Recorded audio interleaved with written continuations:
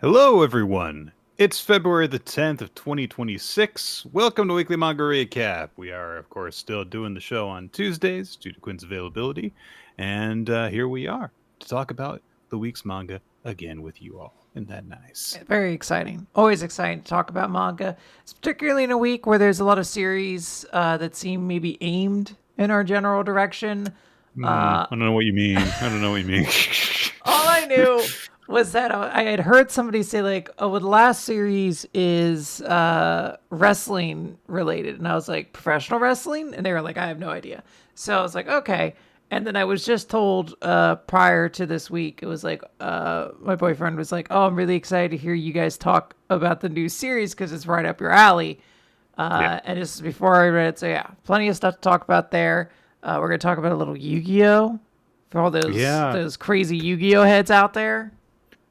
And I hope that there's a few of them still. It's kind of hard to tell these days how many people are still into Yu-Gi-Oh! Mostly because I'm old now. And to think like the game has been around enough that there are entire generations of people who could like have started playing the game and like have like their own like much bigger presence online from making Yu-Gi-Oh! Content that probably started at a point I would be unfamiliar with the game. I always have this weird relationship with it in that, you know, I played Yu-Gi-Oh! When it first came out, stopped pretty quickly. Like, you know, I did a couple sets or so. But I think within like a year or two of the game being out, I had stopped playing it. And, you know, continues to go. But then I got into Magic. And when I got into Magic, I was like the young buck at the Magic tables and stuff like that. It's 2018 or whatever.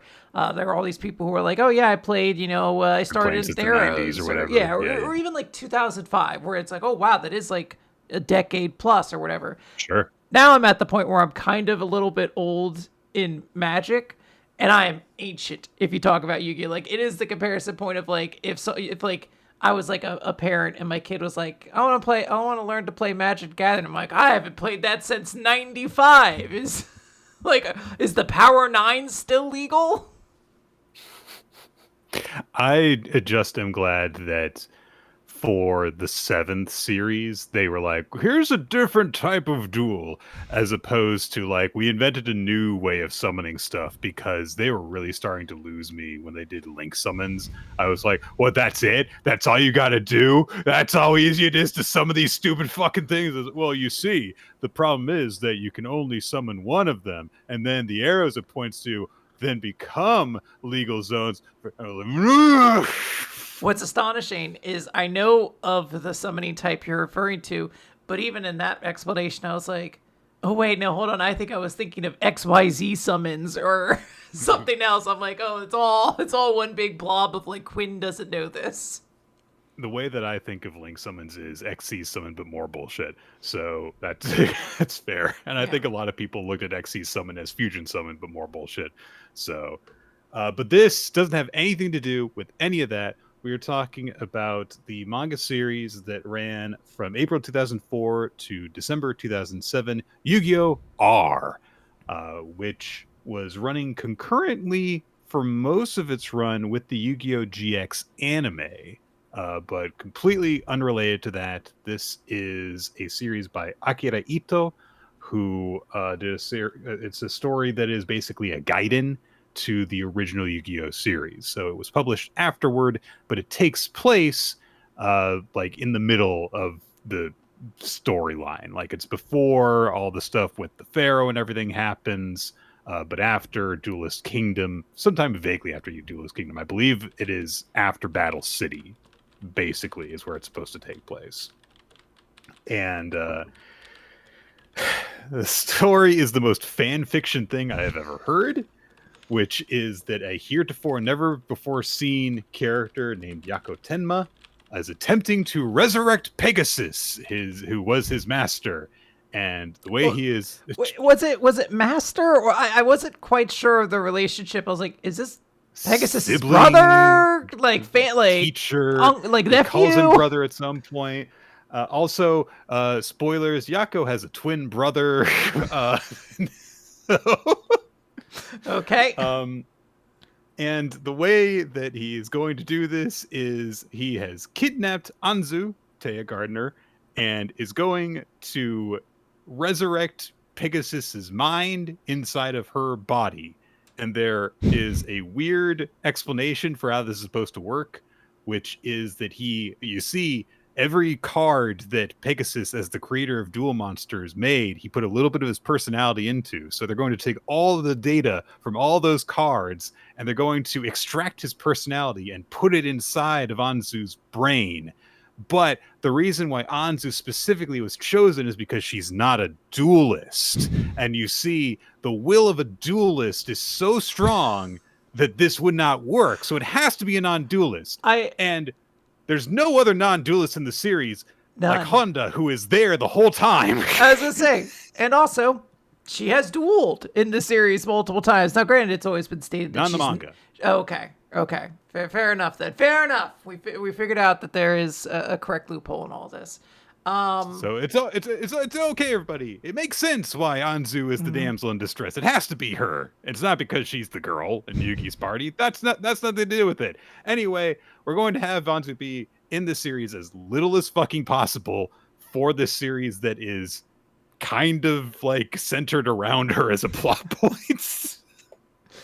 Well, she's basically like the MacGuffin of this series. She is the equivalent of like the Millennium Puzzle or whatever. So yeah, she's just off to the side, I assume. Anzu is the key, you see. She's the key to everything. So I will be honest with this. I only got through 10 chapters of the series, not because it was difficult. Actually, I was somewhat enjoying myself. But I am going to be kind of forefront on this, guys, that I probably won't be able to do many recommendations or read much recommendations until the semester of school ends. I just put a lot on my course load this time around, and I just don't have free time to get around to this. So rather than continuing to push this out over and over again, we're going to talk about here. And I'm very interested to know more about this series because, as you said, the very start of it is incredibly fan fiction-y. Here is Pegasus's never discussed brother. He has a very weird, silly plan. We don't really interact with him because he's not like around. So like it's mostly just like a bunch of random duels and things like that. And that's the part that I read. And this is obviously based off of the original Yu-Gi-Oh! There's no crazy rules things at this point. I didn't have to decipher pendulum summoning or anything like that. But that said, this is still far and away the most incomprehensible game of Yu-Gi-Oh! Like, even like in the GX manga, I feel like it was slightly easier to follow. The GX manga definitely more strictly followed to the rules of the game. This manga is definitely aiming for like the feel of the way that the original manga was done, which was, there's this game that I made up, and the idea is that you use monsters in conjunction with spells to fight each other. What are the rules? You use monsters in conjunction with spells to fight each other. I started a document of like all the different times that the rules just get fucking butchered in this series, and I got to about where you stopped when I realized this is pointless. Yeah. Like, I'm going to basically make the same point over and over again, which is the timings of this don't make sense. There is, for the Yu-Gi-Oh! Heads out there, there is a point in this series where somebody acts a field spell as a trap card. Like, it's just like all over the place. Like, I just activate this spell during your turn. There is, and honestly, that's not that big of a deal. If you are not even pretending after a certain point, like, I don't care. Like, I'm not going to get into this. If you are trying to follow along with like rules and stuff like that, and then you start fucking up, then I'm going to be on you as like, okay, no. This is not good dual scripting. Doing good choreography for lack of a better word, in duels, in Yu-Gi-Oh stories, is one of my little joys in life. It is one of my big dorky things that I love. If you can have a very well executed thing, because it's like there's restrictions on it. So following through a set of rules in a way that like it all makes sense. If you can include stuff that like makes sense to the players' personalities and what they're going through and stuff, while also with that restriction adhering to the rules, it is that much more impressive to me if you are able to do that. In this, it's really just stuff happens and a lot of it, unfortunately, because of the way that the series is structured at the beginning, means that all the duels kind of happen the same way, which is, oh no, I'm in a big, bad, dire situation, but fortunately I got one really strong monster and I came up with a bullshit way for it to attack twice. There is so many duels that are done in like 4 turns, where like the good guy gets a monster out, they power it up, and then they're like, and this card lets me attack back during your battle phase. And then since I attacked during your battle phase, then I have my own battle phase, and then I get to finish you off. Happened so many times in this. There is a duel that Kaiba has where his opponent summons a dragon that can absorb a magic attack, and then Kaiba's just like, I use my own card that lets me copy that ability, so I absorb your magic attack and powered up mine, and so now I win. Over and over again, that kind of stuff happens. Like, turns, I did 4,000 damage in 1 turn, and that's it. It's done. Yeah. Until about the 2/3 point when you finally get the last third of it is like 2 duels. So there's finally like more in-depth, more tension building stuff that happens in those last 2 duels. But because there's so many that happen so quickly in a row, a lot of them are just done instantly, chapter to chapter. I was gonna say, for the period that I did it, I think I read 10 chapters, and I think I saw like 9 duels, maybe 10. I don't know. I believe it is like a chapter duel for a period of time. And there is something admirable to getting in and out with some of these, especially because, a large part of these duels are just against like schmucks, schmageggies who happen to have a deck of Yu-Gi-Oh cards and are in the way between Joey and Yugi getting their friend back. They aren't like, compelling antagonists with like deep fun gimmicks or anything like that. It's like, I don't know, it's some dude and he has a special gimmick to the way he plays his deck. Some of the times they're just wrong too. One of my favorites is a guy early on who's like, I can't wait to destroy you using my warrior deck. And then he proceeds to never play another warrior the rest of the game. I don't think he ever plays one, honestly. I think he just grabbed the wrong deck when he was like heading to work that day. And he's like, shit, I have to make these machines work. But it's honestly kind of enjoyable and silly in a kind of crunchy way. Like, you don't have to really think too hard as you're going through this. There's a lot of like silly one-off jokes. I enjoyed, there's like a moment early on after Yugi enters into this place and they start going through it.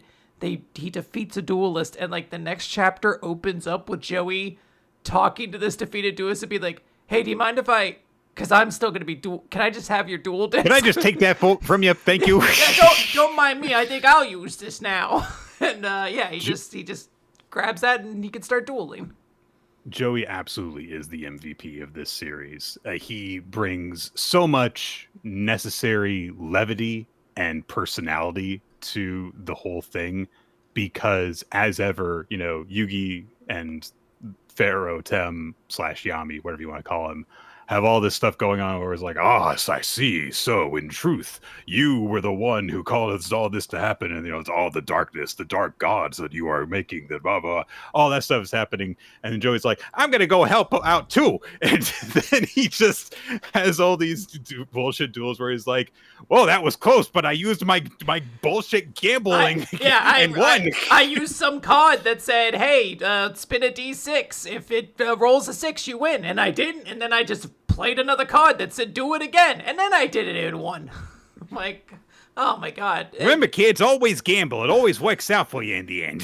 I can only imagine how infuriating it would actually be to play against Joey Wheeler in real life, because people already hate it when their games are decided by RNG, but you'd be like, this motherfucker, I was about to get on the Kaiba blimp, And this fuckhead came in and his fucking spider or whatever, roulette wheel, fucking landed on my monster and he fucking won off that. It was a 1 in 6 chance. This is stupid. Also, he said that the roulette spider pointed at players, but then for some reason, one of his monsters was also one of the targets. I don't understand what all this stuff. There's a card that gets introduced that says its effect can only activate when it's in attack position. So when it activates it while they're in defense position, it doesn't matter. It doesn't matter. And it's also, I think, there are points where it very quickly glosses over things.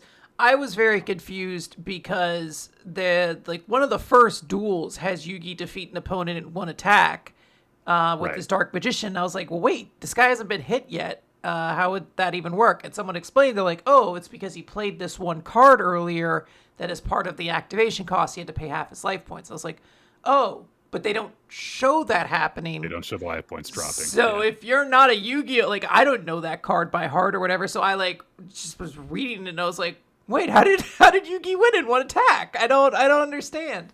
So it is a weird thing because the life point counter thing, like everyone's familiar who has ever watched the series, knows that bit where it goes, when that happens.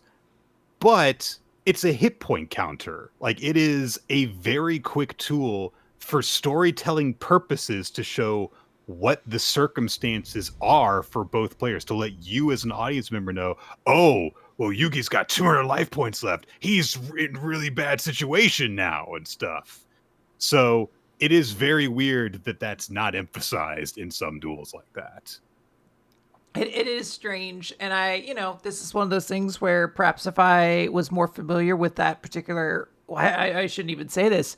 Are these real Yu-Gi-Oh cards that most of them are playing? I mean, obviously there's some that I know are real, but like. So this manga introduced a lot of cards into the game. Oh.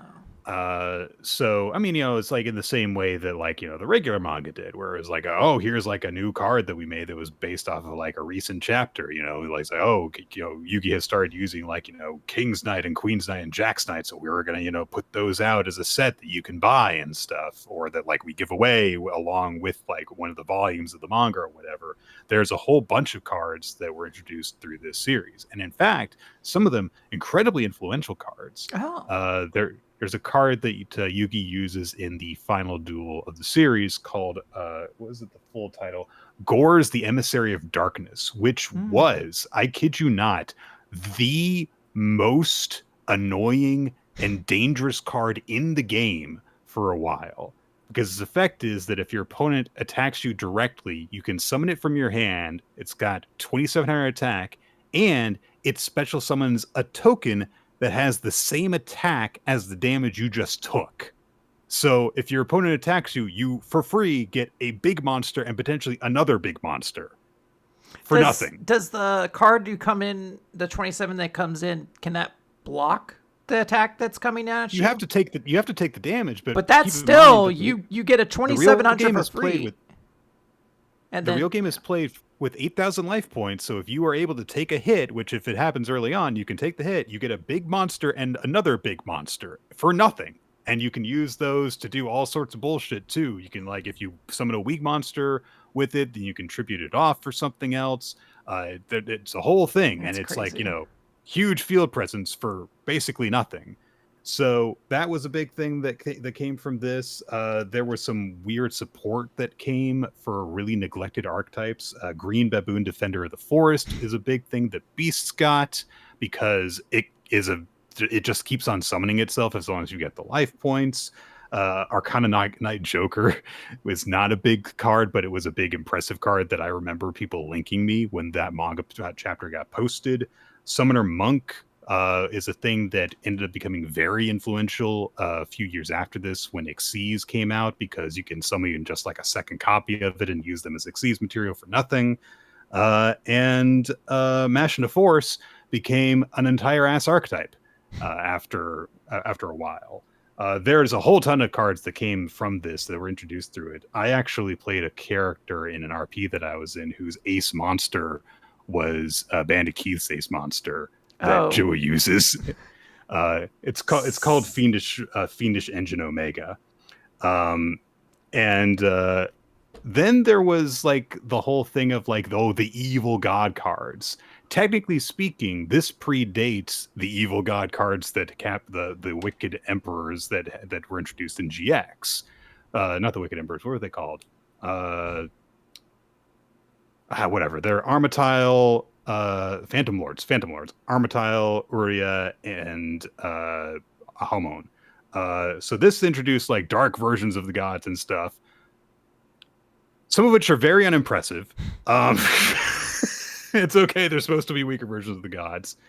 And that's like the big gimmick of the series, is that Yako can just make up new cards, basically.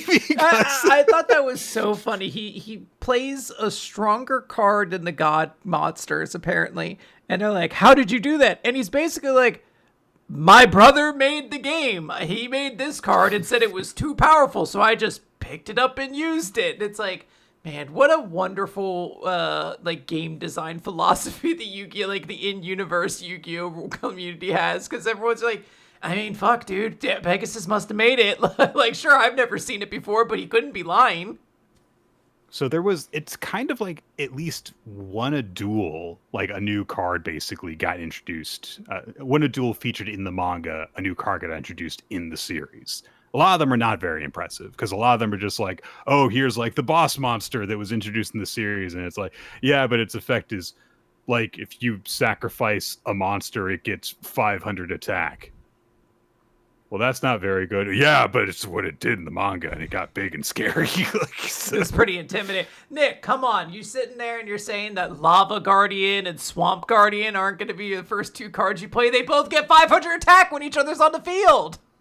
I think that they actually introduced some support for them years and years later. Why? Who was this for? And in fact, as someone was pointing out in the chat, I did not know this. A card from the series that like the card probably debuted in like the manga in like 2005 or 6. It came out in December in the main game. So that like it's really weird that like this series kind of had like a very long lasting impact on the game in a couple of different ways. And that's really kind of like what I actually remember about the series, is like, when I was following along with Yu-Gi-Oh! GX, I didn't read this manga, but I remember people talking about it, and people talking about it very positively. I think that in terms of like just reading it as a pure like manga story experience, it's very bare bones. Yes. But on the other hand, if I had read this at the time that it was coming out, like I was writing Yu-Gi-Oh! Fan fiction that did the same thing. We're like, oh, chapter, they have a duel in the chapter. And it's like, that's all that I was interested in, was like having a bunch of duels. And this does introduce a lot of different concepts, some of which are very basic, but some are very creative. There's one where this woman plays this forest card that like, so like she plays monsters that can like retreat into and out of the forest and stuff. And that's got a fun gimmick to it. There's some really weird mechanics that happen. Like there's a card called Greed Quasar, which made it into the game a while ago, but it's able to absorb the levels of monsters it destroys, and its attack is directly a multiplier of its level. And it has a limitless level. Normally monsters only go up to level 12. This thing could potentially reach like, level 300 or whatever, if it just destroys enough monsters. And so that's a unique concept. Armament Reincarnation, people freaked out when that card was introduced in the manga, because you can summon equip spells from your graveyard as monsters who benefit from the equip spells effects as if they were a monster equipped with them, which is fucking insane. So there are some creative ideas in this. There's some fun moments. I also like the way that Bandit Keith is used in it, because he is very much like kind of the impetus for stuff happening, which basically goes, Yako wants the revenge on Yugi. He wants to bring Pegasus back, so he needs to put his brain in somebody's body. The reason he chooses Zanzu is to get revenge on Yugi. And that's because to make sure the reincarnation process worked, they brought back Bandit Keith first. And Bandit Keith went, that asshole Yugimoto killed Pegasus. You got to get after him. And so they were like, oh, all right, we're going to get revenge on him. It was all from a lie because of that lying American asshole who swears a lot, by the way. He's real mad. Like Keith and Joey have probably the best duel in the series because it's actually drawn out and stuff. I think the finale duel is stupid, because it doesn't even like do what you would think it would do, which would be to have the gods go up against the knockoff gods. Like there is one that happens, but like he only uses 2 of them in the whole duel. Like the whole thing was like, oh, I've got 3 of the wicked god things, and he only uses 2 of them in the final duel, which just is just like, that's just bad booking. I'm sorry. Like that's just, you got to put Dreadroot in there. It's potentially the strongest one. So that is a very confusing thing because the anime was always very obvious that it was like, I think like 2 or 3 different times throughout it, they were like, hey, I know it seems unlikely, but all of the Egyptian god cards have been summoned at once. Like, it truly seems like this should be impossible, but they're all here. It seems wild you wouldn't do the equivalent in this, where it's like all the god cards versus all the evil god cards. Yeah. Oh, well. It was interesting to get to look back on it, though. Yeah, I will say I'm actually interested to go and check this out. I think we mentioned this prior to recording, but because I'm not really going to be able to commit time to recommendations right now, we're probably going to take a pause on them until this semester ends in like May-ish or so. But when I get time, I actually do want to probably try to read through more of this. I particularly do want to see the Joey Bandit Keith duel, just because that was already one of my favorite duels in the anime. So I'd like to see the fan fiction round 2 to it, I guess. Joey does do some really fun bullshit in that duel. Hell so, yeah. Yeah, sounds like this is a fun, weird little extra Yu-Gi-Oh piece for people to enjoy if you've never checked it out. And it is available completely on the Viz app, or Shonen Jump app, I should say. So if you already have a subscription for your regular manga, it's just there. Might as well read it, right? Yep. Yeah, I would say that if I would never recommend this as like, oh yeah, this is a great jumping on point for you, Yu-Gi-Oh, but it was never advertised that way. It's, it's a side bonus series thing. So if you're already really a big fan of the original Yu-Gi-Oh, especially, then you would probably have a good time at least checking it out. It's a real breeze to read, honestly, because it's so fast paced. So, check out a couple chapters if you really liked the original Yu-Gi-Oh series or the second series anime. Yes. All right. With that, we're going to move into our regular recap for Weekly Manga Recap, starting with The Witch. Nick, it's Ichi the Witch. Yeah, and it's the 69th hunt, Star of Light. Chrono has used his rewind ability, which Kizashi freaks out over. He's like, what are you doing? You've already used so much energy doing the long distance pause. Now you're doing a long distance rewind. Why? Why are you doing that when you know it's meaningless? And he brings up like, you can rewind stuff as much as you want, but that doesn't change what's going to happen when you stop doing that. It's just going to play out over and over again. It's just pointless stalling.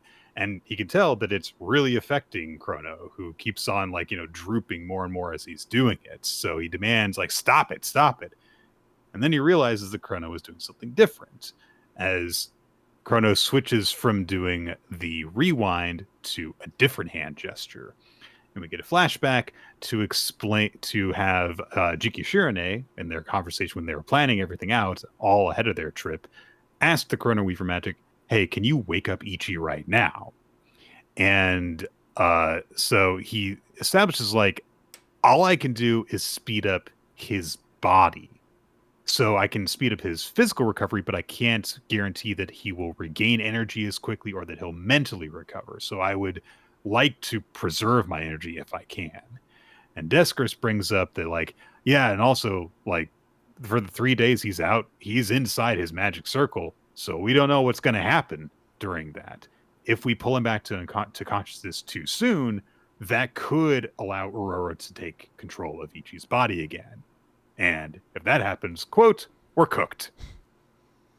So, nice establishment of, like, the potential side effects and dangers, but we cut back to the present, and Chrono thinks to himself, now here we are. We only just met. He's a mere human. Leaving the fate of the one most precious to me in his hands is unthinkable, especially when he holds that ticking time bomb of a magic within him.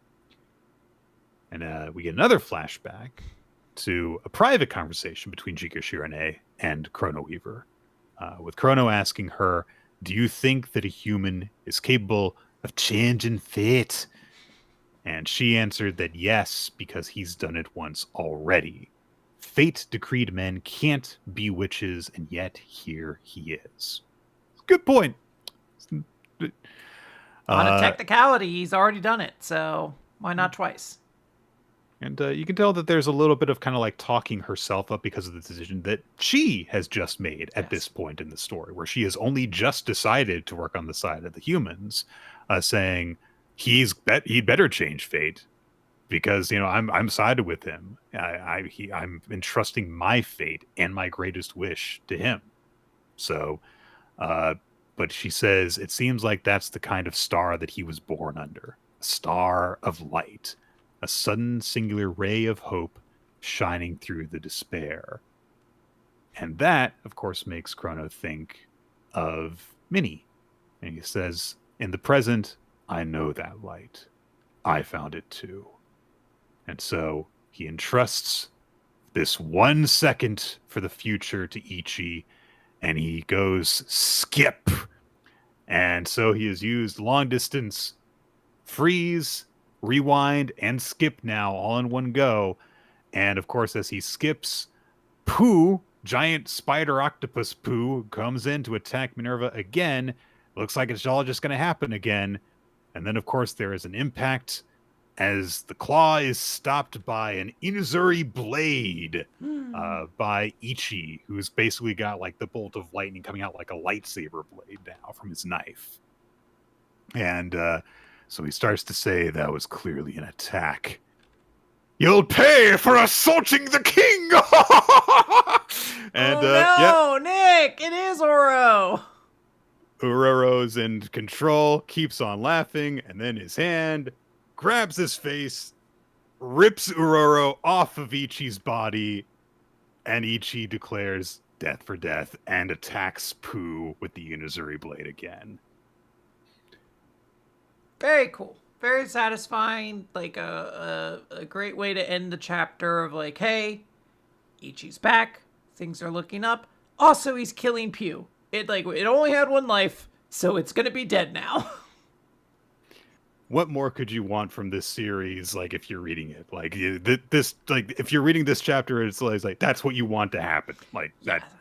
This is great. This is a very effective way of tying Jiko Shirune and Chrono together and giving us like, oh hey, both of these magics that are choosing to place, who have already placed some level of hope in humanity, are willing to go beyond that particular person they already care about to put their faith in Ichi. And it says a lot, like, hey, you get to see why this guy might have all these, you know, prophecies about him and all this sort of stuff, because he is, you know, pretty capable of making big changes happen when he needs to. And it's really satisfying to get that hot moment of like, oh no, it is Aurora. And then just Ichi, almost like it's a mask, just ripping Aurora off. Oh, yeah. And then finishing with his own attack. It's a very satisfying series of pages. Yeah, absolutely. All right. All right. Blue Box, Nick. Blue Box, chapter 229, amusement park date! Triple exclamation point. It's very important that you have all three. So last time, of course, we knew that Ayame gave Kyo tickets to go to the amusement park, and instead of like say, you know, going with his family, he asked to go with her. But that has been a little bit mitigated by Chinatsu and Taiki are going too. So it's not just the two of them going. It's a group date with friends, basically. And I do like how, Taiki's kind of like, is this okay? And because like Moria said she had 4 tickets, so yeah, we're gonna invite you two to come. It's fine. And Shinatsu's also like, and Shinatsu has also met up with Ayame separately, so it's the guys meeting up and the girls meeting up, and she's nervous about something because I'm already a college student, and so they both show up and convene, and Shinatsu and Ayame are both in their high school uniforms, and Taiki dies. Oh my god, she's in her school uniform. I'm like, it's not like you haven't seen it before, though. Like, I assume maybe the colors are slightly different if she's at a college that's not your high school, but like, it's not like it's been like 10 years and you're like, oh my gosh, I'm seeing something. It's like, Taiki, this happened like 3 months ago. I am fully aware that there is a big thing for girls in school uniforms, in Japan in particular, and I am very aware that when you're 17 years old, 3 months is a much longer time. Sure. But still, calm down. Pull it together, Taiki. Yeah. And so he's just kind of like, oh my God, she's so cute. And so they agreed to like, go on the roller coaster and stuff. Taiki and Ayame argue over who gets to sit next to Chinatsu, which is very funny. Because Taiki's like, I'm her boyfriend, so I'll sit with her. And Ayame's like, we're both girls, so we should sit together. And then Taiki says, I'm very grateful for you setting up the uniform treat, and I'll be even more grateful if you treat me again. Thanks for doing me that favor. Now do me another one. But Kyo brings up to Ayame like, come on, just like let them sit together. They've never been on an amusement park date before, so the guys and the girls who are in the pairs sit together instead. I do like the detail that Kyo takes off his glasses to go on the roller coaster, which makes sense. And then Ayame, girl after my own heart, says, I'm not so good on roller coasters. It's okay, I hate them too. And then in a very cute moment, as they're starting to go up and they're about to go down the incline, Chinatsu takes Taiki's hand, and as they start to plummet down, she lifts her arms up and she lifts his up with her. So Chinatsu's having a great time. Taiki's kind of surprised by that, and Ayame is just miserable. Ah! She looks like she's been through hell when they're off of it afterwards. So everyone kind of takes a little bit of a break. Ayame is make herself feel better. Food is churros, good choice. So Kyo goes to buy some food for them, and then Ayame is like, "Go, leave me alone for a bit," basically to Taiki and Chinatsu. So they go and get some chili fries. They act all cute while they're together. They just like flirting like right in front of Ayame. And then Kyo shows up with the churro. Aw, gives it to Ayame. She feels a little better. Yep. Then they go into a haunted house. Chinatsu's doing the whole thing of like, getting startled, getting up close to Taiki as a result of that. But they lose track of each other in the dark. Oh no! And Chinatsu comes out on her own. Kyo comes out on his own. So the two of them come outside, and Taiki and Ayame are both lost inside, while Kyo and Chinatsu are kind of like waiting awkwardly out there. But as a result of this weird arrangement of the two of them, Kyo and Chinatsu now have a chance to talk privately. And so she asks him like, hey, is it okay like that we're like here? And Kyo says like, look, going to an amusement park when it's just the two of you, that's kind of like a lot of pressure. And Chinatsu says, you're right, then it's a date. I do like how she says it very bluntly. So Kyo says, I kind of figured, that would be a lot of tension, and it would we wouldn't be able to really enjoy ourselves in that case. Very, good thinking ahead moment on his part. And then he asks Shinatsu, like, hey, so how did it feel when I asked you to do me a favor and go to the aquarium with Taiki? This is like chapter 30. I was legit just saying there, like, I was like, thank goodness he reminded us that he was the one who encouraged that to happen, because I wouldn't have remembered that detail. So he asks her, like, hey, did you go there, like, thinking of it like a date? And we get, honestly, like, a very cute little sequence of Chinatsu, like, something that we've not seen before, which was Chinatsu's point of view preparing for the date up to the moment that she walked up to Taiki. And she just looks at Kyo and says, that's a secret I'm only sharing with Taiki. Oh, that's so cute. Very adorable. Also, I'm not sure she's actually going to share that secret with Taiki. He's never going to ask, I feel like. I don't know if that's really important, though. That's just very cute that she's just like, I'm not going to tell you. Yeah. But she also says to Kyo, if an opportunity to convey your feelings comes by, you shouldn't let it slip by. You might feel like you're protecting yourself by doing nothing, but in the end, you'll be left with regret. And of course, Kyo thinks of the moment that happened at the school festival where all the everything happened and he and Ayame were split off from each other for months. And he's like, yeah, you might have a point. He's like, actually, get the hell out of here, you two. How dare you have a perfect relationship? Fuck you. I'm going to go do something else. Ayame and Taiki managed to get out of the haunted house, and so then they want to go and do something else. They're a lot more, like cognizant of like, oh, Ayame can't handle the intense ones, but she's like, no, we're here, gotta try everything. But Kyo says, hey, I'll go on the gentle rides with Moria, so let's split up. And before anyone can raise objection, he just grabs her by her coat and let's go. So the two couples are split off from each other and get to spend time together. And Chinatsu says, there's something I want to do with you, Taiki. And she immediately puts like a mascot cap on his head and puts one on her head. This is like the Minnie and Mickey Mouse, but they're dogs mascots of the park. Fair enough. And she says, I couldn't really bring myself to say it in front of them. Let's ride the roller coaster again. And then Taiki's like, I mean, if the point is that we're going to be wearing the headbands and when we do it, they make you take those off when you ride home.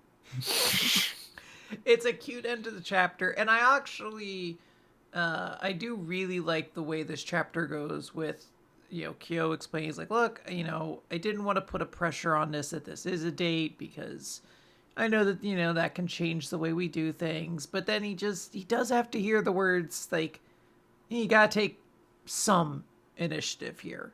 And I like how he follows it up by immediately being like, yeah, you know what? Ayane doesn't like those big scary rides anyway, so we're gonna go do this over here, and I'm not gonna give her time to say anything. I'm just gonna start pulling her in that direction because otherwise this is gonna become a headache. So you guys have fun. Bye. Yeah. Yeah. Good stuff. I enjoyed it, and also just a cute little stinger to end the chapter off on.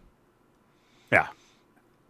All right. Toilets. Yeah, Quinn, toilets. Nick, it is Dandadan. This is chapter 225, the ultimate yokai, and we are seeing Hanako, the toilet yokai.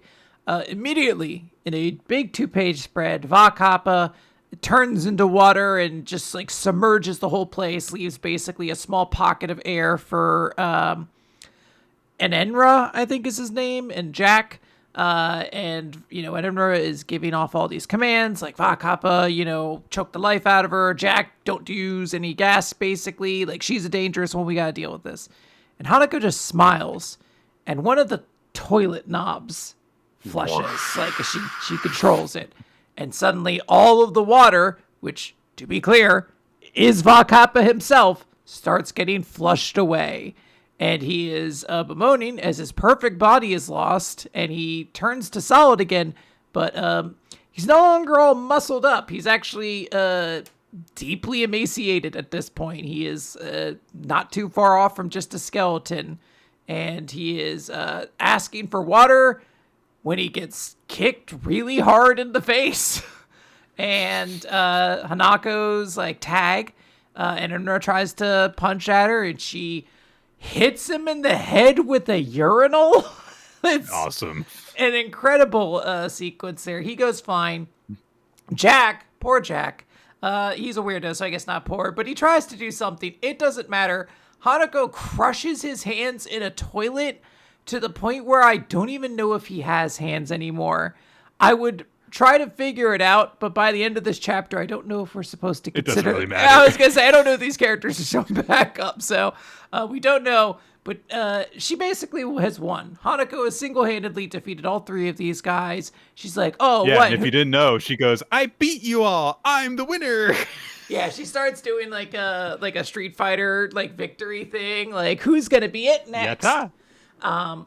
But she's like, "Hey, wait, where'd the third guy go? He's missing." We see smoke going down one of the drains in the bathroom, and Hanako's like, "Ugh, that's so stupid. That poo-poo head. Oh well." And she pushes Jack into one of the urinals and flushes the toilet, and down he goes. And she does the same with Vakappa. She puts him in the toilet, flushes it, and he just gets sucked into the toilet. I don't believe we are ever going to see those characters again. But maybe, who knows, I guess. Two other yokai come to the door then and ask Hanako if she could come out and play. And she's like, "No, I've got tutoring today." Which, okay. So they're like, "All right, fine, we're going to get going. We don't want to piss her off or anything like that. I'm just Pissed. just helpful that she helped, basically." And one of the yokai asks the other one, like, "Oh, hey, why did you help?" And the other one says, "Oh, Turbo Granny asked me to. It's not like I could refuse." Interesting. Yeah. And we can see that the one yokai has Rin and Yukishiro, like, you know, like its body is made of mostly like fur or like long hair or something like that, and has both of them kind of wrapped up in there and is carrying them presumably to safety. Outside of the mall. Yeah. Oh. So presumably after that whole little reunion that Turbo Granny had with Seiko, it seems as though there were certain defenses or contingencies that Turbo Granny had set up. Yes. Including making friends with a toilet yokai who can summon toilets and apparently is on good terms with Hanako. So yeah, it seemed pretty helpful at the time, definitely. Outside of the mall, we can see steam or smoke rather coming out of one of the vents.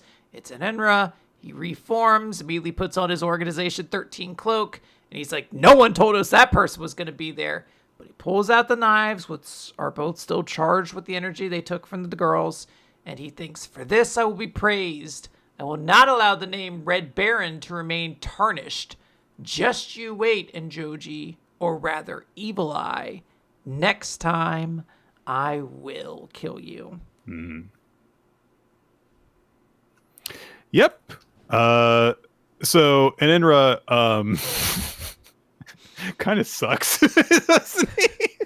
It's amusing because we've seen him kind of win two fights, both in situations where he basically caught the other person in like a supreme disadvantage and then proceeds to immediately afterwards get his shit kicked in. So I really hope this pattern just continues. Next time he's gonna, like, I don't know, punch Kinta in the face while he's taking a bath, and then he'll just turn around and, like, I don't know, Mr. Shrimp will be there just like ready to punch him into oblivion or something. Like, I just want to keep this train going. But as it is, I think the Hanako stuff is savage. It is wild how much he got, like, those guys got absolutely owned, and then presumably two of them killed, and it was just very satisfying to see. And also, I'm glad to see Turbo Granny is, you know, she's moving and grooving, she's doing things, and I like to see that. Yeah, the fight was really, really fun. I had the reaction to Jack getting his hands crushed was simultaneously such a ooh, and also because his reaction is so funny because he just goes no, and then he gets his back broken. So fun stuff. Yeah, I'm sure there will be no more fun hand-to-hand combat, so let's enjoy that while we can. Anyway, the new series in Weekly Shonen Jump is called Alien Headbutt by Akira Inui. So we start off this with something landed from space in the first chapter. And then we are introduced to our main character, Olga Shirakiba, who gets into fights with some kids and then puts them in wrestling holds, like properly, like doing the abdominal stretch cobra twist move on somebody. And he's like, yeah, I found a videotape that my dad had left in a desk drawer, and it lit a fire within me. I became a middle schooler. At the age when boys normally gaze at the walls plastered with girls in swimsuits, I was surrounded by naked men. Because the pro wrestlers, they don't wear shirts. Guys, so. That said, I don't think I ever had wrestler posters up in my room. Was that ever a thing you did? I mean, I got into wrestling too late, so you don't have them up in your house right now. Like if you move the camera, I got one, but it was a WWE. I got one, but it was WWE, and so now I don't anymore. So, but that's fair. Anyway, but Oga is clearly wants to be a pro wrestler, but then he has an important conversation with his mom when he's 15, which is like, I'm going to be a fisherman. Once I graduate middle school, I'll get an apprenticeship and I'll become a fisherman. And so, of course, his mom's like, why do you want to be a pro wrestler? And, well, he's got all these siblings that he's got to look after, including a deer. That's just a deer. That's a deer that lives with you guys. What's going on? There's a deer that lives with you guys. I think that's a goat, right? It's a baby goat. Oh, it's a goat. Because it's doing the headbutt and whatnot. It is a goat. Yes, you're right. It's got horns and stuff. Called Little May. And so he just wants to look after his little siblings and their pet goat. But later that night, his mom has a talk with him and says, like, look, are you really like giving up on being a pro wrestler because you're worried about them? And he's like, yeah, ever since dad died. And so, it's on me to earn the money for their tuition fees and everything. And his mom's already gotten him a ticket to Tokyo. And she's like, don't worry about the money.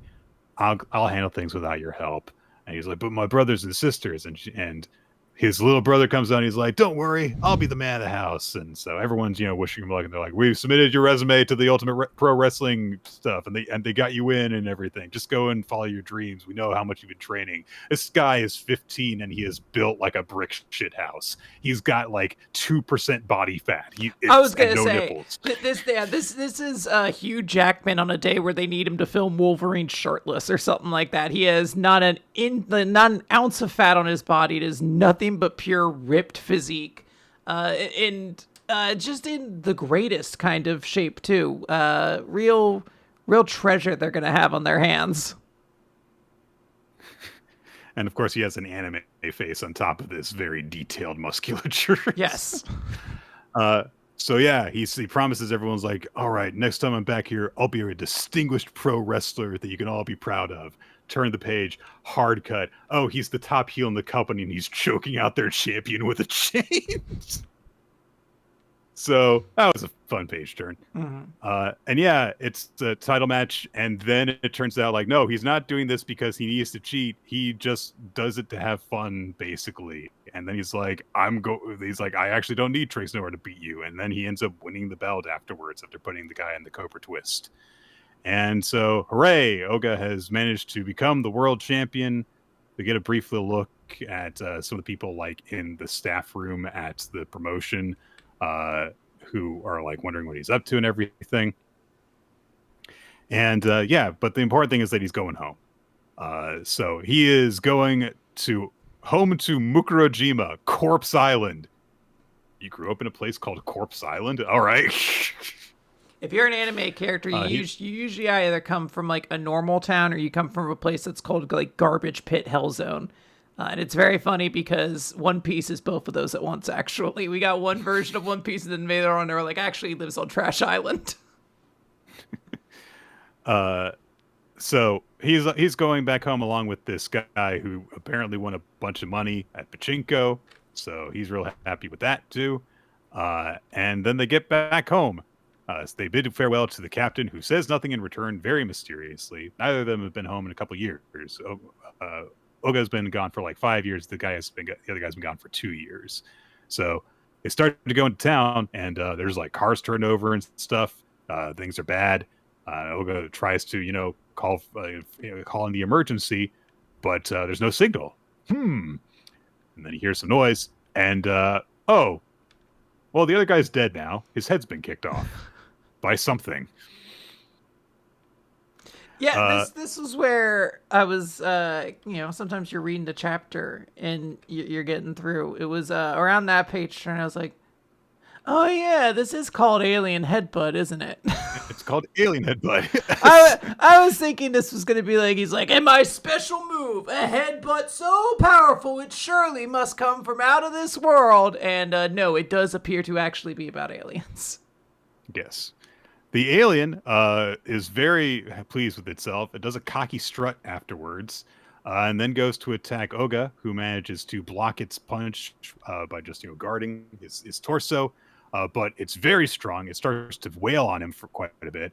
Oga manages to hit him with a forearm. He says it's like punching solid steel, but he clearly struck with the elbow. That's not a punch, guys. Punches are illegal in wrestling. You have to strike with forearms and shots. Oga's actually fighting clean against this guy. But he's keeping the alien alive. Absolutely. The alien just keeps on knocking Oga down and just like pins him down and starts wailing on him. And Oga realizes as he's starting to, go dizzy, like, what happened? What happened here? Did everyone on the island get killed? What about my family? He's left in a bloody heap, but then he has a flashback to when the chairman of the Wrestling Federation was training him, which, that's what the chairman of wrestling federations do, right? They're also the head trainers. Yeah. So, but he told Oga, like, yeah, hey, look, are you just going to give up? Because, wrestlers who only get in the ring for their own sakes are weak. Why don't you go back to that little island of yours? And so that caused him to think of his family and have, he imagines all of his siblings and his mom all saying something to him, wishing him well, and then saying like, yeah, here, take this, have this gift. Little May the goat went, meh. So they were there too.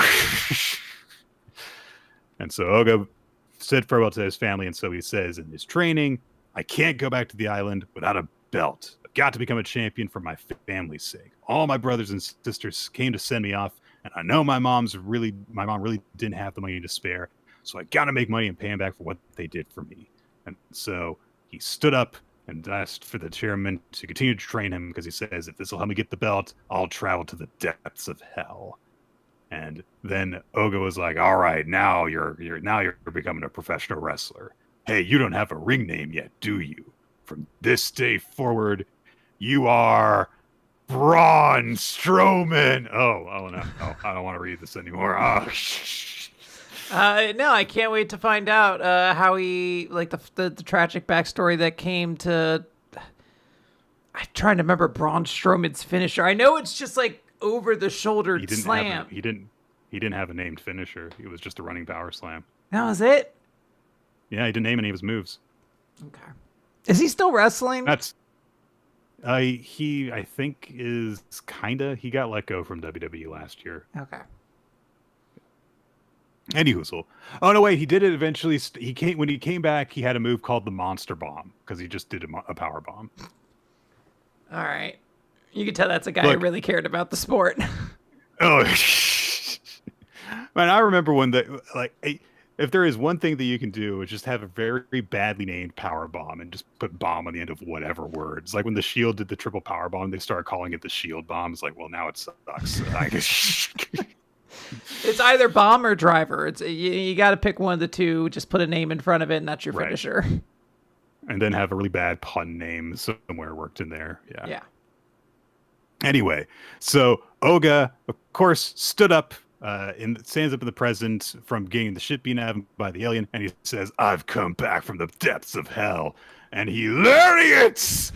The alien knocks him into a building and starts to get the kicks out of his neck and everything, and he says, like, all right, yeah, you beat me nearly to death, help me clear my head.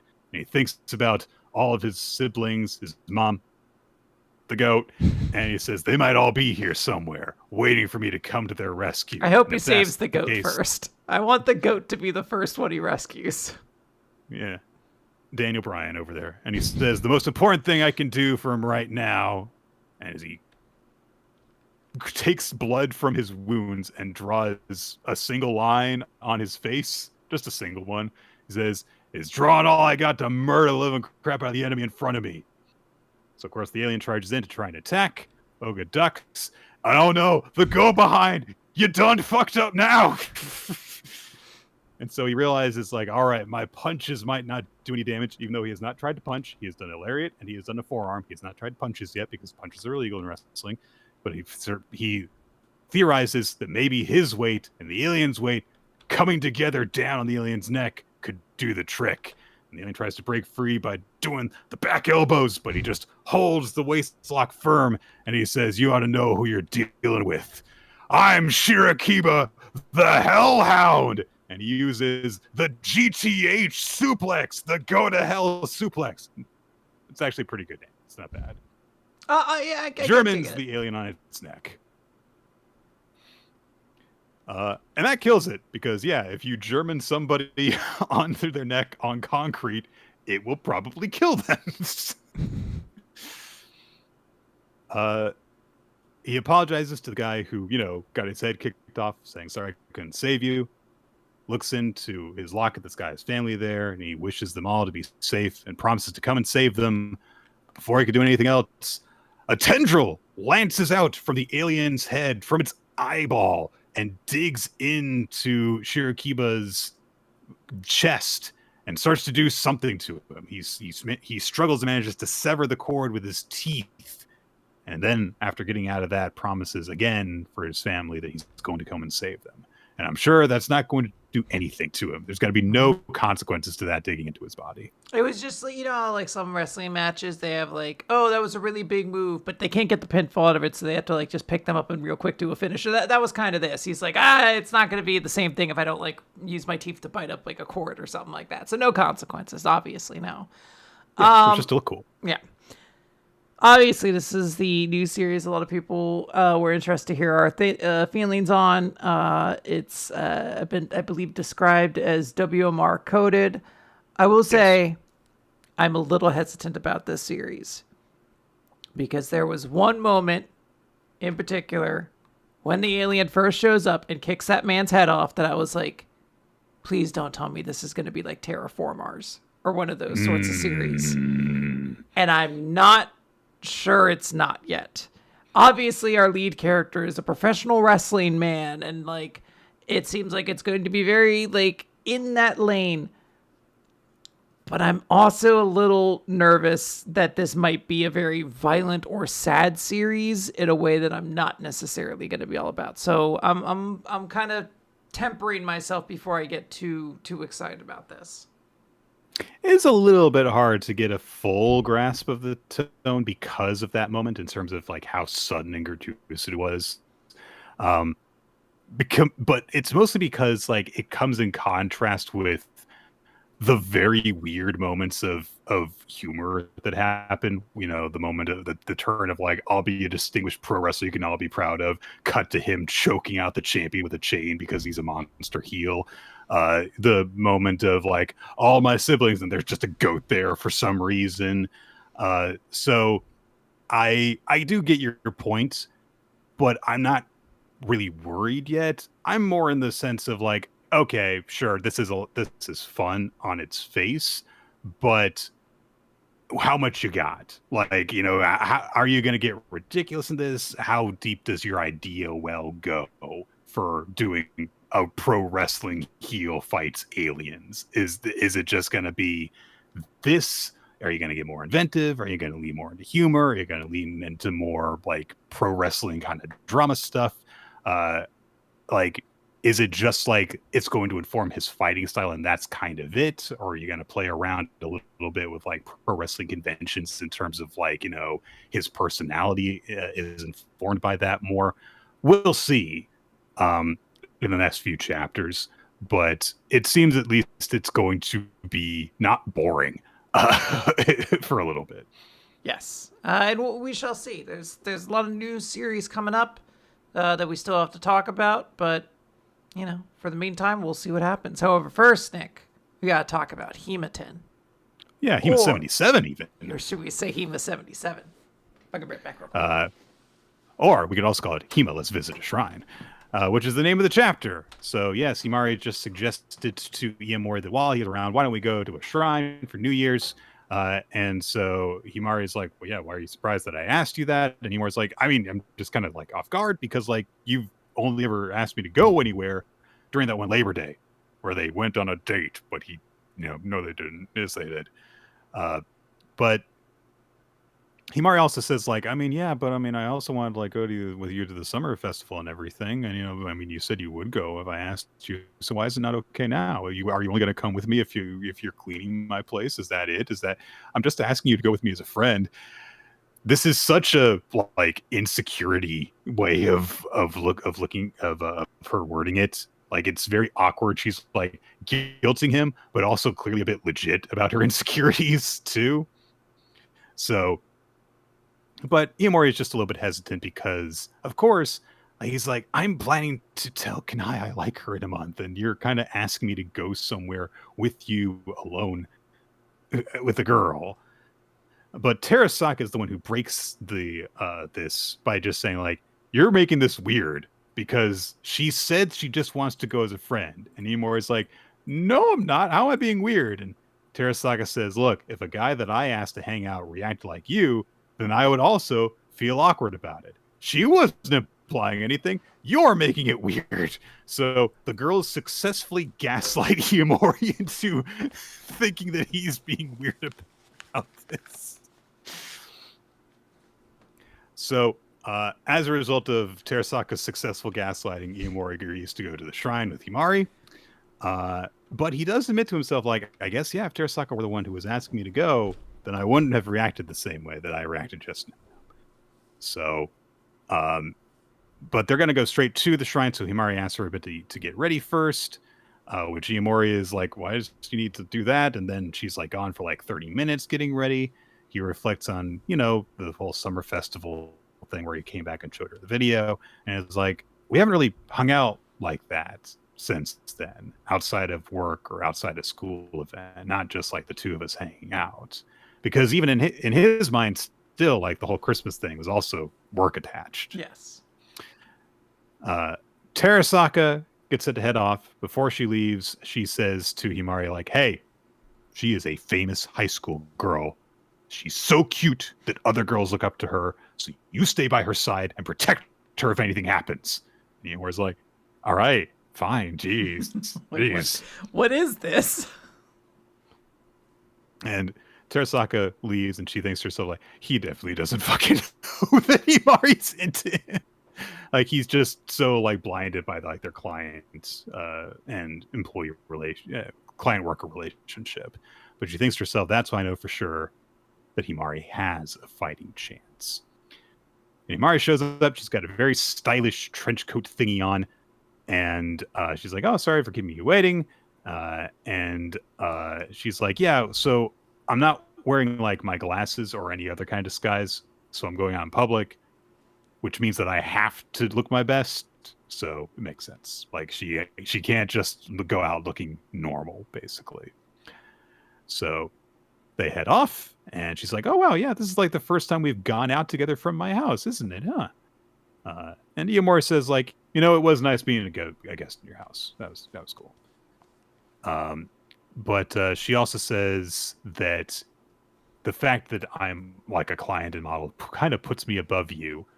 Right now, though, we're equals. So she's trying to establish that as they go off together.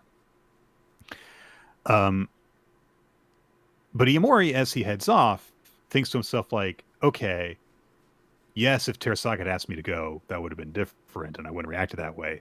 But comparing the two of them, like that's I can't do that because like our relationship is just too unique for us to be like normal friends. So he's clearly still figuring it out, but maybe not in the direction that Himari wants. Uh-huh.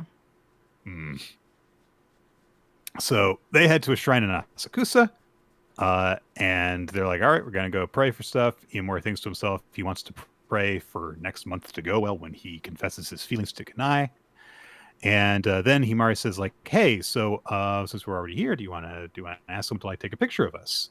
And they take a nice picture together. Well, Himari takes a nice picture. Iomori's very just awkwardly standing there like,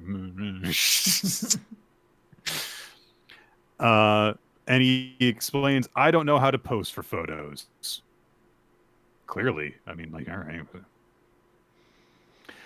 But then there's a bit of awkwardness between them. And then after that, they're like, okay, so why are we here? And Himari's like, well, look around. Here's what I wanted. Just, the food stalls. And so Himari's like, oh, okay, because you didn't get to go to the summer festival, so you're kind of making up for that. So that's nice. And so Himari's like, pop quiz for you. What do you think I want to eat? I'll give you a hint. It's something I'm going to buy you this time. And Himari's like, huh, okay. And it's a candy apple, which he got for her, of course, for the summer festival. And so she gets one for him and one for her. And he asks her, like, oh, do you actually really like candy apples that much? And she says, no, but I've liked them ever since you bought that one for me. Aw. It's very, very cute. She says that she really regrets not getting to go to the summer festival, but she says, I was really happy though when you came over afterwards. And then Himari gets a little embarrassed. He's like, why are you telling me that now? And Himari's like, because I couldn't tell you before because it was too awkward, which makes sense. It would have been very emotional back then. But she says, I'm glad that you liked it. And then they're going to go to the temple to pray. And as they're talking about that, Himari thinks back to a conversation that she had with Terasaka when they were in the bath together, because of course. And Terasaka brought up, like, hey, I don't know if, like, you should go to the shrine together. Because, like, if you go, he's going to be praying right next to you, and you know what he's going to be praying for. You know it's going to be that his confession to another girl will go well. Which, is a big thing. But Himari says, yeah, but we'll get to do other stuff together. And also, I'm not going to run away again. I know I've only got a month left. Like, she just knows what's at stake. So she's like, I'm not going to, like, back down from that. I'm not going to hide away from it anymore. And as Iamori is praying for things to go well with Kanai, Himari kind of bumps up next to him a bit. They kind of bump up shoulders. And all of a sudden, Iamori thinks back to the little Labor Day date that they went on, when she asked for a hug and asked, like, give me energy so I can keep working on. And so all of a sudden, in this moment when he's thinking about Kanai, she intrudes on his thoughts. Himori asks what Himari prayed for, and then she's like, nothing. Stop asking questions. So I'll say this. I found the first half of this chapter relatively insufferable. It's just the type of teenage relationship discussions that I'm glad I no longer have to have, and have been grateful I haven't had to necessarily really read for this manga in a while. Like Blue Box, we've talked about many times. Almost every character in it is, like, extraordinarily, like, really emotionally mature for their age, whereas here, this is the weird silliness that, like, perpetuates in your brain at that point where you're going through and you're almost like, I was like weirdly combative almost, and there's a lot of, like, hidden rules that they're supposedly trying to follow. It's very frustrating. But then we get to basically when she comes down and she's like, I'm ready to go. And one, I always really enjoy the way this series draws clothing. It's legitimately, like, really, really good. And, like, when she comes down with that, like, the coat on, I was like, oh wow, that is like a cute outfit. And, like, from there they're able to just kind of have a date. And I appreciate that and I enjoyed that. But I definitely am not a huge fan of the first half of this chapter, as I try to get my cat to stop headbutting the microphone. I get that. Absolutely. I think that this definitely picks up towards the end as we just get, like, this indicator of, like, okay, there is, like, a time limit going on for a big event to happen. So Himari is going to continue to stop being passive and try and do things. Makes stuff week to week more exciting. Yes. Kinato's Magic, Chapter 2, Wear It With Pride. We get our three main characters in a cool pose where they're all doing, like, gestures and stuff. And we get narration from Lene to start off with, who has a personal recorder where she's like, I'm the party's poster girl and receptionist. This is the story of how I became the wealthiest receptionist in the land. I love this series so much because it allows its female character to actually be really funny. It's amazing how a character can be endearing if they have a personality.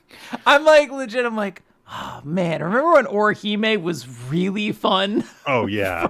for like 3 volumes, and then they were like, man, what if she just screamed a lot? What if she just loved Ichigo and that was it? Yeah. What if she just kind of cried and asked for him to help her? There are definitely some very strong sort of early Orihime. Like, they're very different in terms of personality and motivation, but there's definitely a very early Bleach Orihime vibe coming off of her. Jien brings it to Kinato that he's not fully an adventurer yet because he's not certified. And he again brings up the badge on his arm that marks him as an adventurer, just to reiterate that point. And so it's like, yes, we got to get you certified in order for you to actually like be an adventurer. Lene, for some reason, just starts talking about how Kinato refuses to bathe with her now. It's like, you guys are like 15, right? She's like, apparently he has some big issue with this now. Just, this is part of, again, like her big, like, this is the tale of how I became the richest girl in the land. Anyway, my childhood friend won't bathe with me anymore. I don't know what's wrong with it. What I enjoy the most about the joke is that they didn't feel the need to put any imagery with it. It's just her allowed to be like, hey, won't bathe with me anymore. And he's like, is that really a necessary comment to add to this story? So they get to the Adventures Association, and they get to the a staff member there, Hibiki. Oh no! Oh no! She's got tattoos and armbands. Yeah, I'll let Austin know. Put up the Orsky signal. Yeah, it's page 4 of Kinato's Magic, chapter 2, Austin. So Hibiki gives him a registration form, and it's very straightforward. You just put a drop of blood up on it, and people are kind of surprised when a magic assessment doll shows up and refers to Kinato as maggot. And they're like, oh. And apparently, like, yeah, his physical strength and manic capacity are very low. So they're like, yeah, he's like, there shouldn't be people like you in this world. So he's like, all right, you want to try and get authorized, so you've got to take a test, basically. And Hibiki's like, this is kind of weird. Like, this usually doesn't happen. Normally, it's just like you just do put blood on it, and then, like, you're in or you're out, and it determines your level, and that's just it. But Kinato agrees, like, okay, yeah, I'll take it. Like, sure, I've always wanted to be an adventurer. It's always kind of felt out of reach for me. So, sure, yeah, I'll do this. If it makes me feel like I actually earned it properly. Cool. So he goes off, and the doll's assignment is for him to use his magic to help 10 people before sundown. And so he is racing around to try and do this while Jien and Lene and Hibiki are all chasing around after him. It makes sense for Hibiki as the staff member who administered it to actually be following around too in order to witness this. And there's all sorts of moments of the doll just like beating the crap out of Kinato because it's so violent. It's very surprising. So he starts to like interview him on the way, and so he's like, "Why'd you become an adventurer?" He's like, "It's always been my dream." He's like, "I asked you the reason, maggot, not how long you've been your dream." And Kinato explains that the town that he and Lene are from was attacked by monsters when they were kids, and adventurers came and defeated the monsters. And there was one adventurer who afterwards was going around serving soup to people, and he used his magic to heat up the soup, and so he was just really nice. And he was like, I wish that I could be like him and help people. And when I met Jien, he let me know that my magic was really helpful towards other people, so now I'm really committed. And the magic doll says, oh, I see, the warming up the soup. You better try warming up my ice cold verdict then. No sympathy. Oh my god, I love this guy. I want him to join the team. Kinato is able to use his Seitai magic and again demonstrate how it manipulates mana and stuff. The doll is not really impressed, but he observes that, like, okay, so this guy does not have much mana to draw on, but because he manipulates other people's mana, he's able to do a lot more with that precise control with a small pool. The metaphor that he uses is Captain Jian's mana is like a pool. This guy's barely got a cup's worth. But he's like, all right, yeah, I guess your control is impressive, basically. But unfortunately, there's no more people in town for him to help after a certain point. And so the doll says, look, my duty is to assess someone's level and report the results. If they fail and they're not suited for the job, I have got to report that. If this test was enough to make a doll with a personality like mine pop up, then it means you're not ready yet and that you're dangerously unstable. So he starts to recommend that Kinato gives up, and he says, I don't want to give up just because I'm inexperienced. I know that what I can do is limited, but I don't want to give up just because of that. I'll give it all I've got, and I'll become an adventurer. You won't regret giving me your seal of approval. At that moment, there's a fire. They gasp, and there's a kid trapped in the burning building. Oh no! So people start to form a bucket line and everything. But when Hibiki turns to Jien, who of course is, the big adventurer in town, like, hey, I gotta go save the day.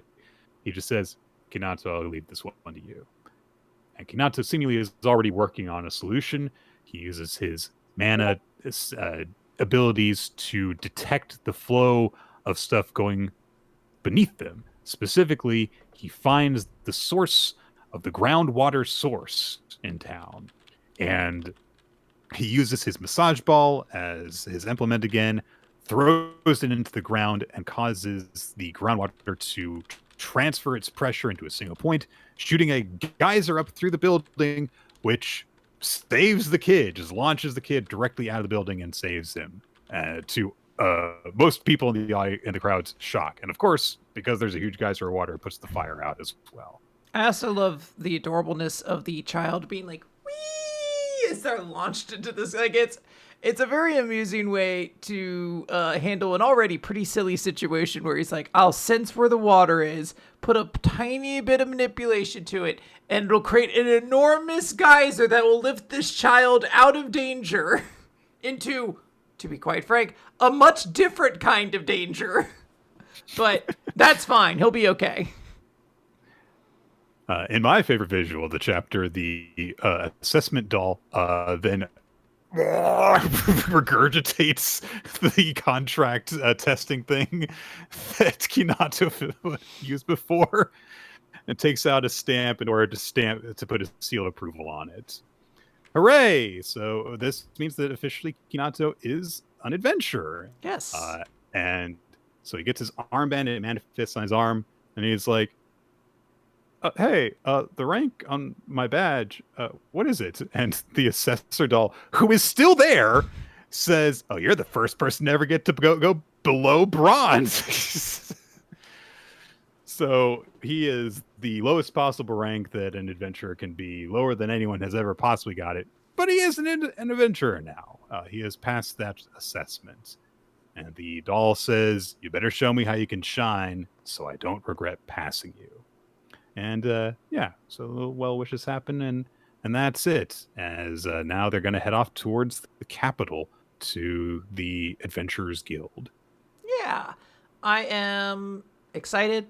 I thought this was a really, really fun second chapter of this series. I already really enjoyed the first, and this was like further continuing. I was like, oh yeah, this series is really funny. The art's really, really good. I don't want to jinx this, so I'm just going to say I'm having a great time, and I can't wait to read chapter 3. Obviously, with a kind of a weird power set, like, where it's like, oh yeah, he manipulates other mana and stuff, and there's not, like, an instantaneous visual that's brought to mind. You got to come up with different ways for Kinato to show off, and this chapter definitely continues that as the main thing. But yeah, like we were saying, like there's memorable character designs with memorable personalities. There's a lot of really funny jokes in this, so I'm having a fun time reading it so far. Yeah, very much so. All right, Nick, someone hurts out there. Someone out there. Hopefully not us. Hopefully not you Yeah. listening, but someone out there hurts. And it's chapter 20, What She Wants.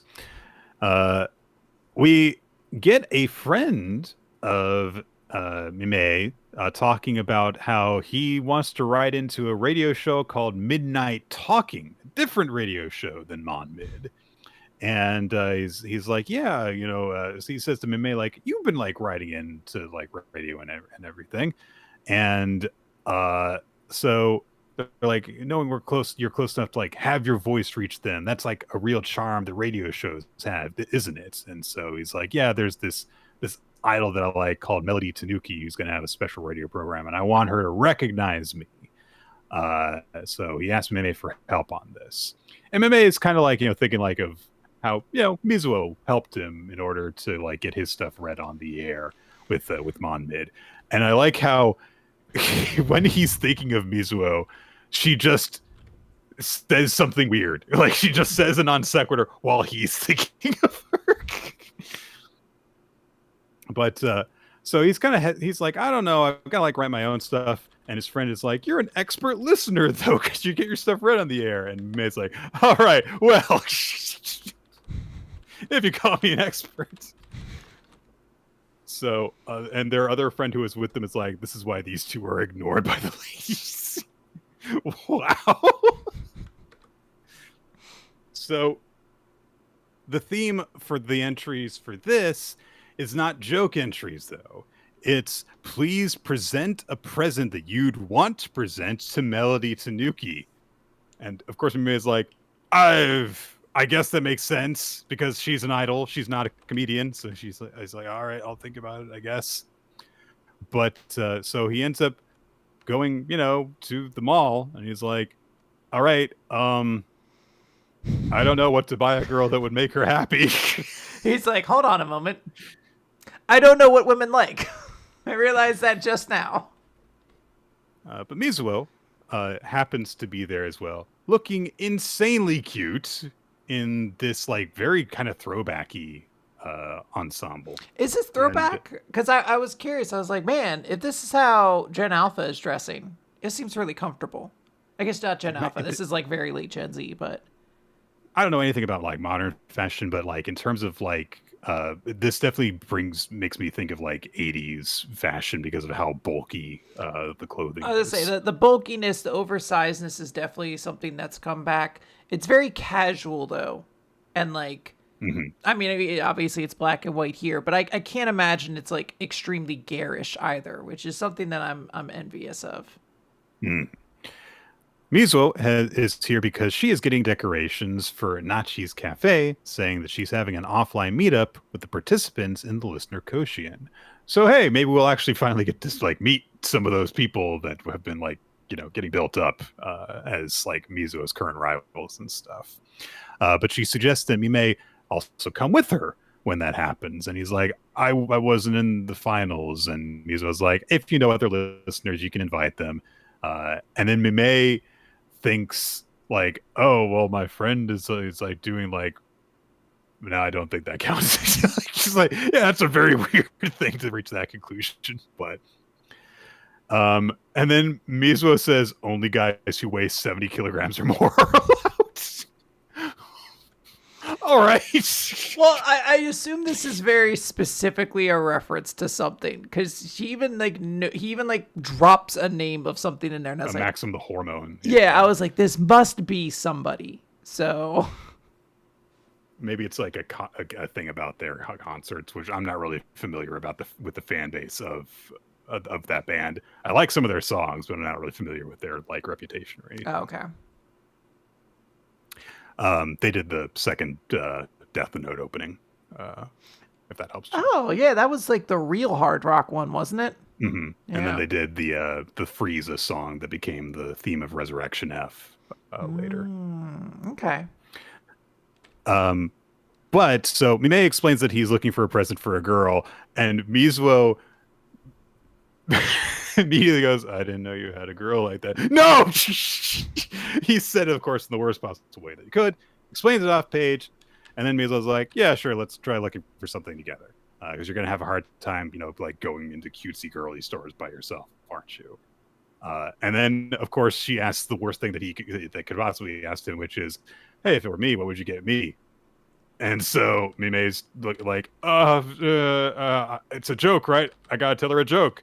So he says, "An ant farm?" And I'm not sure exactly what expression that Mizuo makes, but it's not a happy one. So he knows it's like, oh, didn't do that one very well. Mizuo goes and offers to help out. And she just says, like, look, a present for a girl is super simple. It's as simple as honestly expressing gratitude to your parents. And so Mime's like, that sounds very difficult, actually. That's actually very tough. Being sincere to your parents? Oh my god. No. So they go around and they like, check out some accessories. They go to like a cafe. They go into like a toy store and stuff. There are little bits of Mizuo that, of course, like she's being a weirdo about, like, she's holding a plushie toy and she's like, I made cargo pants for this guy when I was younger. They go to Wiki D's. So yeah, he's like, I think I can give him a little bit of advice after all this shopping around that we've done. So yeah, maybe he'll keep on listening to that show, and maybe he'll start listening to Monmid too. And Mizuo is quiet for a second, and then she says, even if you make friends with another listener, keep talking about Monmid with me, okay? Aww. Also, this girl is fucking tiny because we get a shot of them sitting at the table together because they're in the food court, and she is dangling. I was going to say, this is basically a high chair for her. I did not think the height difference between her and Mime was this drastic. Yeah, some of that might be just the perspective here, but yeah, she is definitely a very tiny person. Mime very clearly catches on to like that kind of like very emotional moment, but then she again goes on to like something else, and she's like chowing into her burger and stuff. And then she's like, hey, I don't think it would be fair if the guy got on the air with an email that you just basically wrote for him. And so he's like, yeah, I'm just gonna like stick to giving him some pointers. That'll be it.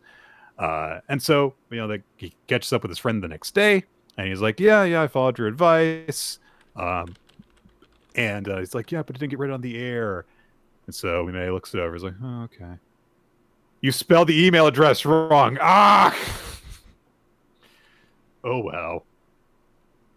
So, yeah. Mime's like, well, I'm glad that you got to like listen to her live broadcast and stuff. And so the guy's like, yeah, and I'm going to keep on following her and everything. Later on, Mizuo shows up and is like, I've got word on the plan for the listener offline meetup. Asks if he invited his friend, and he says, nah, I'm just going to go alone. He expresses that, he's kind of nervous about it. But she's like, I'm looking forward to meeting all those other listeners, though. And Mime is now a little bit nervous that Mizuo is going to make friends with the other listeners and not talk to him, because these are teenagers who are very, very, like nervous about this kind of thing. I will say that this is definitely one of the less compelling chapters of Someone Hurts. Not this is bad or anything like that, but this was definitely like, oh yeah, this is just going to have to be like a long running series. So not every chapter is going to be like that densely packed with like new scenarios or like interesting circumstances. It's pretty standard like plot and like a perfectly acceptable way to conclude it and everything like that. Yeah. It essentially seems like the main thing is just the setup that we got in this chapter of like, oh, we're going to meet some of the other listeners, but that's kind of it. I don't even know if we're going to see this friend of Mime's again, Nakitani. Yeah. But yeah, we'll see what happens in the future. We got Ultimate Exorcist Kiyoshi to talk about Chapter 79, Zangi Tosaka and Cook versus the Demon Lord Neko. We get a flashback to 10 years ago when Tosaka's friend Kazami was dying after the attack by, now we know, was Neko. And so Kazami said like, hey, I'm leaving all the rest to you. And in the present, Tosaka vows that he is going to protect Kiyoshi. He's not going to let Neko take anyone else away from him. He and Cook go into obliterator mode right off the bat. charge in towards Neko and manage to press Neko on the defensive just for a second. When Neko tries to slash back, Cook's feather tendril things shield Tasaka from the blow and also wrap around Neko's arm, allowing Tasaka to get a big hit in. And then he calls to Cook to go from his right arm to his left as Neko is recovering. And he realizes, like, what? I'm paralyzed. Neko's paralyzed because Hydroco has again interfered and is using her poison in order to buy Tasaka some time. And so Cook goes onto Tasaka's left arm into cannon mode, which is basically the Mega Buster from Mega Man. He charges up a shot, fires, boom, and blasts through the alleyway. When it's cleared, Neko is nowhere in sight, and Hydroco congratulates Tasaka. Then they realize that Neko's hat, his top hat, is floating in midair, and Neko starts to pull himself out of it, saying, "Oh, that was a close one." So he hid away from the blast at the last second. So Tasaka is shocked by this, and then Neko taps his hat like a magician, and Hydroco is instantly sealed away in one of those magician's boxes, the guy that you put, the blades into and divide it up and everything. And he says, "Let's deal with that annoying poison-using mouse." And a whole bunch of swords appear, stab through it from all directions. Uh-oh. So Tasaka's backup's not looking so good now. But before Tasaka can do anything to help out Hydroco, Neko dashes in, starts to slash him up. He slashes Tasaka in the back. Cook tries to get in the way. Neko just grabs him by the neck and smashes him into the ground. So Tasaka is left without, his partner, his main source of power. He comes in trying to form a sword for a regular exorcism technique, and Neko summons bombs. Seems like it's a bit off-brand for all the magician stuff he was doing. So he's just got balloon bomb things, and they explode on Tasaka. You remember when Yugi fought Arcana, right? And they started to kind of expand a couple of the different like dark magician archetype stuff. And we'd had like dark magician's box and the hats and everything like that. And then he was like dark magician's explosive, like a dark magician nuke. And it was like, it's all it's in the similar space. You could have done a rabbit first, I guess, but this is also magic related. Tasaka, of course, is really beat up by the bombs. He tries to power through as he remembers some of the comments that his fellow exorcists said afterwards, wishing that he had died instead of Kazami, who was way more talented, for example. But he keeps on pressing on, trying to attack Neko, and he says, "I know better than anyone that I'm not strong like Kazami, but that's not a reason to give up." And he manages to gather up Cook in his arms. They reform Obliterator mode. They go after Neko again, as he says, "I might have been a loser for the last 10 years, but don't underestimate the stubbornness of a middle-aged exorcist. I'm going to exorcise the hell out of you here and now." And we cut forward, and Tasaka and Cook are on the ground, beaten. Like Neko has utterly overpowered them. And he just says, "Your past 10 years were a waste." But then he says, "Tell you what, though, I'm going to let you live. You can just keep on living. No, you couldn't save anyone again. Kiyoshi Harai's life is mine." I love these villains who are supposed to deliver like in terrifying lines, but like he's a cat, so he's got to have a bunch of cat puns. So his life is meowine, and you're like, this is like some Spookmaster General pun stretching. All right, like fair enough, I guess, but "You must feel utterly pathetic, meow." No, but that's a good one. That's at least something that works. This would be like if he was like, "You never considered this problem," and you're like, well, that's not really the word you're basing it off of. Oh, but all of my puns are literally incredible. All right, well, that's, again, Nick, you're too talented to write for this character, unfortunately. We're gonna need someone less skilled, and I think I'm up to that job. we missed Halloween this year, so still some energy left He's over. like, I'm going to castrate you. And I'm like, well, that, I mean, one, Well, that's... castrate would have actually been like an act that you wouldn't have even needed to change that to begin with. You force something else onto it. And also, are you implying you're going to rip their dicks off? Because that's a pretty big escalate. Yes! You know exactly what I'm going to do. Tasaka, while he is lying beaten and broken, reflects on when he and Cook visited Kazami's grave. And he says, you know, he was always worried about others right to the very end. It's a really bad joke. Why did he have to die instead of a useless guy like me? And Cook responded by smacking him in the face. And the two of them got into a little fight, just like a fist on feather fight right there at Kazami's grave. And now, after they beat each other up, Tasaka said, what are we doing? We're doing this right in front of our friend's grave. And so they both get up and he says, I get it. You're also sad. Here I am acting like some sort of tragic hero. And at that moment was when he asked Cook, will you be my partner? I might be weak now, but I'll still give all I've got. And then someday the two of us will avenge him. Let's make our own miracle and exorcise that demon lord together. Let's give Kazami a show up in heaven. And they fist bumped to seal that agreement. And in the present, Tasaka reflects on everything and he says, I'm sorry, Kazami. Back then, I couldn't bring myself to say anything. But now I can say it loud and clear. It took me a long time, but... And in response to Kazami's wish that he be able to leave everything onto Tasaka, Tasaka says aloud, sure thing, you can leave it to me. And to Neko, he says, you're not going anywhere.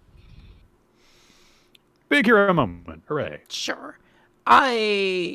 It's a solid story. I will still kind of maintain. I like this better than the Black Parade arc. I like these characters a little bit more. This is still a Sosuke or Bust series for me, unfortunately. And I'm kind of sitting here being like, you know, we were in a Sosuke fight until this had to interrupt it.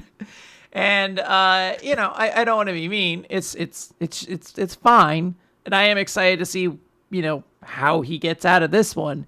But I am also like, and then once he does, we're gonna go back to Sosuke's fight, correct? It is also difficult that we started off the series of fights with Shishido's fight, which was so good, and then to be like, okay. Yeah, all right.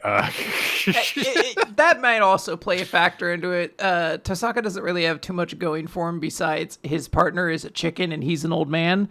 So, like, unless, like, next chapter is him being like, bad back laser beam or something like that, where I'm like, oh, we're playing into the fact he's like an old man. I don't really know how we escalate from here, but I'm curious to see what they try.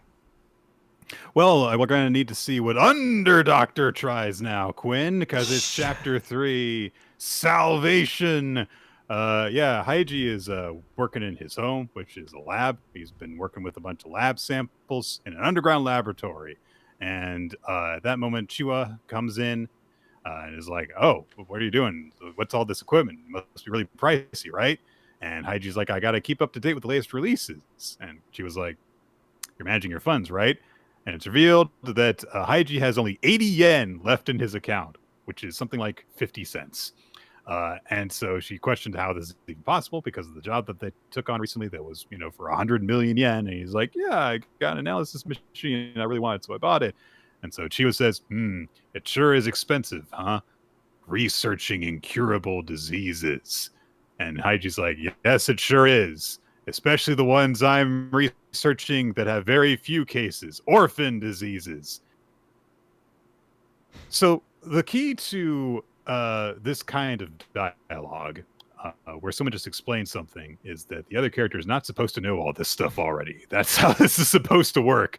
Chiwa knows it to at least a moderate degree already. So...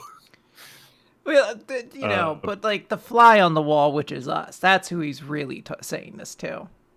he just stares out of the page at you, the reader's like, so Mhm. I am researching this stuff. And so he's in this really weird position where he is researching not only incurable diseases, but very rare incurable diseases, which means that there's not a lot of interest in public funding from governments or universities and stuff. That's why he needs so much money for that friend of his, as Chiwa puts it. And Shaiji says, yes, I'm learning more little by little. And until I find a way to cure him and wake him up, I'll do whatever I can, no matter what it costs. Okay. So anyway, Chiyo's got a job for Haiji, which is in Shanghai, China. They are met by a guy who is going to bring them in order to do the heart transplant for the daughter of a criminal organization's boss, Kong Lianya. And so Chiwa says, like, yeah, the reward for performing the surgery is 500 million yuan, which converts to roughly 1 billion yen. In other words, like about $10 million, basically. So yeah, good stuff, and it all sounds good. And she was like, "This is great. If nothing goes wrong, even after the split, I mean, like, I'll basically be in the green again or in the black after all that shit from the hijacking instance." So she was like, "Yes, this is great." They get into the room with the boss and Lian Ya, and Lian Ya is the boss's name. Yochi, I think, is how you pronounce the name, is the girl. But Haiji, with his super medical analysis eyes thing, immediately realized, like, Mr. Kong, you're the one who needs a surgery. You just immediately realize, like, oh, there's like not as much, like, your heart is weak. Its cardiac output is low. And so Lian Ya says, like, wow, that's very impressive. But he says, I understand you don't discriminate between patients, and I've understood you are a genius when it comes to surgery. Please, you are my last hope. And he starts to tear up. And he says, I need you, please operate on me. And Chiwa wants to call the whole thing off because she's like, this guy has lied to us from literally before we even got here. He lied about who the patient was, the conditions on everything. So no, we shouldn't do this. And so she starts to warn Haiji, and he's just like, yeah, I understand the situation, but saving a life is saving a life. I will perform the surgery. That's that. But he explains, like, if you lie to me anymore, though, then the deal goes off. So you've got to be fully honest with me from this point forward. Lianya is very, very grateful for this. Chiwa is a bit hard on herself mentally because she's like, I'm supposed to, like, do all the screening, and I screwed up by bringing him here. Like this was, like, bad information I was resulting from. But Haiji says, look, I might be the person who could save this guy's life, so I'm going to do it. But he brings up, like, so the heart surgery is going to require a new heart. And finding a donor, that's really difficult. Who's going to donate your heart? And the Anya points to Yoichi and says, use my daughter. Transplant my daughter's heart to me. And he explains that he has, quote, Bombay blood, a rare type of blood that only 100,000 people possess. And so fate has led him to Yoichi because she is an illegitimate child. She was born to a former prostitute in a slum that he had a relationship with. So he's like, yeah, no one's going to mourn her if she dies. So give her my heart. That'd be a miracle. And he looks at Yoichi and is like, she's agreed to this, right? And she's like, yes, father. Very clearly, not super hyped about the idea of, giving up her heart, dying. But Haiji says, operation's off. If you're going to use her heart, I can't help you. Hearts are supposed to come from people who are, like, already dying, basically, or, are about to die, or have recently died. If you can procure a heart properly, then I will do the surgery for you immediately. But no. Anyway, we're leaving, and I'm taking her with us. So, hooray. Lianya is like, are you saying you can't perform the surgery? And Yoshi starts to warn him and says, like, please, you've got to do it. Every other doctor who said no has been, and Lianya grabs her around the face, muzzles her, silences her, and he says, what's the point in worrying about the kid's life? I hope you'll reconsider as I turn fully evil. I am a crime lord after all. The guy who escorted them in has got Wolverine claws now. He goes to threaten Haiji, and Haiji says, no, bring another heart, or otherwise that's it. And of course, when the guy goes to attack Haiji, he breaks the claws and then punches him out and says, "Don't disparage life." That is the end of the chapter. Yeah, I imagine that life must read better in Japanese because it's a very awkward way to like end the chapter. He's not even like disparage life. Yeah, he's not even like very emotional about it. It's like, don't disparage life. Credits. You're like, don't disparage life. Nick, it has been 3 chapters of Under Doctor is here. What do we say? Is it gonna keep hanging around, or are we over Under Doctor? I'm kind of over it. Yeah. I mean, like, there's a little bit of something to it, but it feels like it doesn't have the special sauce to me. I could be wrong about that, but I haven't really seen it in these first few chapters. Yeah, I was mildly interested in the first chapter, and then I've been getting less and less interested in it. I think each subsequent chapter, and I will be completely honest. The fact that Kinato's magic came out like right after this has immediately made me forget this series even exists. So I don't disparage it. I think this is a fun series. I hope it runs for a very, very long time. I do not think we're going to be recapping it on the podcast, though. Just don't really have any interest in that. Yep.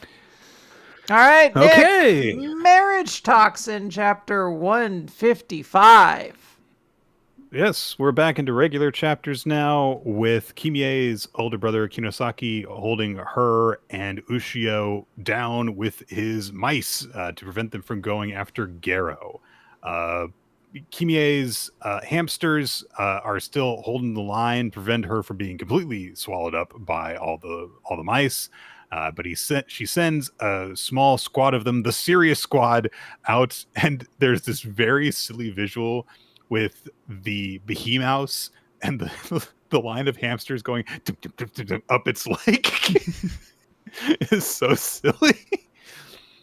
So, Kinosaki's just like, all right, look, just finish her off. Make sure she doesn't die. But before that can happen, some of the mice start to drop off of the behemouse. And so he realized, like, okay, maybe she's figured it out, like the weakness to this, which is that, to command tens of thousands of mice, you need to establish a supreme leader. So through her hammy network, she must have located the boss and done something to incapacitate it. But that's okay. I just need to assign a different commander. And so he calls out orders really quickly, saying, all right, number 131,072, you're the new supreme commander, regroup. And more mice keep on coming off of his formation. And until the whole thing collapses and Kimie and Ushio both drop to the ground, all the mice falling away from them. And Kinosaki's like, what did you do? And Kimie just says, all I did was to teach Sirius and friends what you taught me yourself, big bro. And contrasted with the image of Kimie and Kinosaki when they were younger, her learning how to like form a relationship with the animals. She's had that happen between the hammies and the mice, and the boss mouse is now clapping hands with one of her more serious hammies. And Kinosaki thinks it is, the true strength of beast users is in establishing a bond of trust between humans and partners that has not changed for centuries, but she's built trust even among the partners themselves. A possibility that only a hamster user who has renounced all conflict could ever reach. She's the ultimate nullifier, basically, of beast techniques, it seems. So yeah, she has a little celebration with the mice and hammies who are all playing together. It's very cute. She goes to her brother and says, look, Hikaru Gero's just been dragged into this whole mess too. You've spent time with him. Did he really strike you as a bad guy? And Kinosaki's still objecting, saying your connection was just a fabrication, though, by the doll user. And he starts to go on, but Ushio says, I had my doubts that he just conveniently possessed medicine for my airborne contact dermatitis. And when I went to the Fire Clan residence, I found my mother's diary and I pieced things together. But the bottom line is that discovery has in no way damaged the trust between Garo-sama and me. So they know more of the truth. Garo's still a good guy. So Yes. they're still like, nope, we're still in love with him. It doesn't affect us. And Kimie reiterates that and says, we've both fallen for him, the whole package, no questions asked. And Kinosaki realizes my little sister doesn't need me to protect her anymore. So he bows an apology to the two of them, and he says, you've grown strong. You should hurry. Hikaru Garo intends to get married to Tonako. We cut over to them. Tonako, where'd she get this crown, Quinn? Like, just from her cosplay collection, I guess. Oh yeah, she just has it around. She, of course, also has the marriage collar to seal their union. And Garo's just thinking, like, look, if I marry Tonako, I can protect everyone from Nasu the doll user. But before he can make the move to put it on, Tonako says, before that, you'll let me hear it from your own lips, won't you? A proper marriage proposal. And Garo's like, I guess. I don't know how to do that. So he's like, I'm not making a mistake. It's fine. This is fine. Like every regret coming to the surface. So he starts to go, will you marry? And then the door flies open and Kinosaki storms in calling for Garo. And Garo, of course, is like, what are you doing here? Because he didn't know Kinosaki was even on the island. Yeah. He hasn't been privy to all the little cuts away over to her and or to him and the Beast Leader clan talking. So he doesn't know these things. And Kinosaki just says, Garo, the truth is you want to protect all of their feelings too, don't you? And Garo's like, this is the only marriage that I can. And Kinosaki says, no, I really want you to be happy no matter what. And he's crying. He's so emotional over it. So, yeah, the deal that Kinosaki made with Tonako, it seems that Kinosaki's like, no, my feelings for Garo are too important than that, even than my own life. Aww. I ultimately like this chapter. I like that Kinosaki shows up. However, Nick, as somebody who is a very big fan of the trope of the love interest settling for somebody else and our hero coming in to interrupt them before they can make that proposal, that wedding vow, that, you know, whatever, that promises them eternally to someone else. I object! Yeah, that moment. We need to know that they're coming. All right? It doesn't work if I turn the page and Kinosaki's like, don't! And I'm like, I didn't even realize he knew that Garo was doing anything.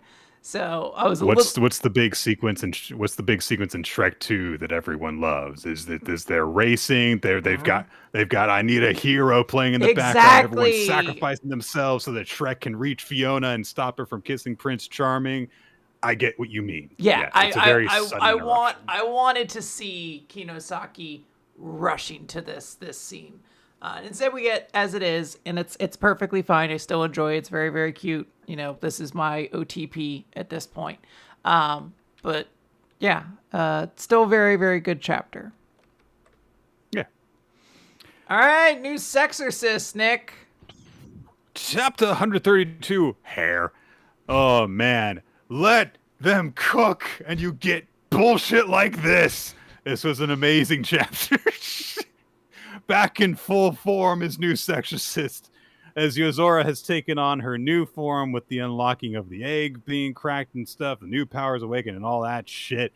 Anyway, their boss guy that they're fighting against goes for some knee blade kick strike thing. Look, we haven't really even gotten a good look at what this guy's power is yet, but anyway, Yozora has shown up in her new form, goes to attack Gakuro, thinking like, I mean, hey, his powers just manifested, so it's the best time to attack him before he gets used to it. Gakuro blocks it with his sword. So good job, idiot. And then Yozora says, Very well done, Gakuro. We're impressed you've raised us this far. Allow us to reward you. And she turns into a giant fox thing with like metal chain mouth things and says, perish as mist. And oh no, the slide gets burst open and the boss gets knocked into the wall. So that's that. They've won the fight. Gakuro has won the first of the resort boss passes, one of the 5 that he needs in order to reach Soranaki and save the day. So that's okay, though. Soranaki says from the shadows, he's just the weakest resort boss, though. You'll never beat the next one, not that Grim Reaper. And Gakuro goes to the boss he's just defeated and says, give back Machida! But he says, can't do that. Letting you clear this was never part of our plan. Obviously it wasn't. Yeah. Don't say that. Like, yeah, obviously you wasn't supposed to win. You were trying to beat him. Fuck you. But then he's like, this event is all about dropping you and yours into the depths of despair. She's somewhere only we could get into. We've put her in the control room lab. Not the She's control basically a guinea room pig. lab. Oh man, the control room and a lab. It's both. It's both, Quinn. It's where you control everything and you conduct experiments. You can do so much there. You can do lab stuff. You can do control room stuff. You can look at a prisoner. It's basically like a man cave. You can do whatever there. He says that Machida is basically a guinea pig now. We can experiment on her all we want. I wonder what kind of shape she's in. And so Yuzora just reaches forward with one of her new arm things and puts a seal in his chest and says, force contract, you have to do what I say now. What? Excuse me? It's good that we use blood magic to take control of the Diamond King, guys. And so Yuzora says, when we've defeated someone we fought in mutually voluntary combat, we can force level 4 spirits and under into a contract. That's so powerful. That's the strongest we've seen so far. There's just the Hyo. There's only 5 of those motherfuckers. Like, there's no level 4s now that could be a consequence to our heroes. He's forced into a suit as a mark of servitude, and Gakuro demands, hey, you can get into where Machida is being held, can't you? Take us there.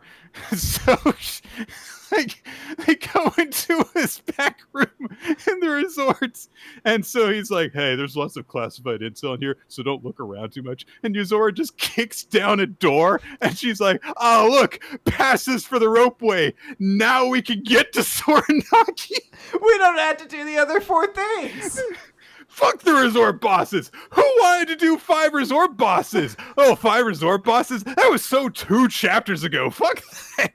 What's the point? Our lead character can now instantly take control of any level 4 creature that exists. So if it's not a Hyo, it's literally pointless to have them fight Gakuro at this point.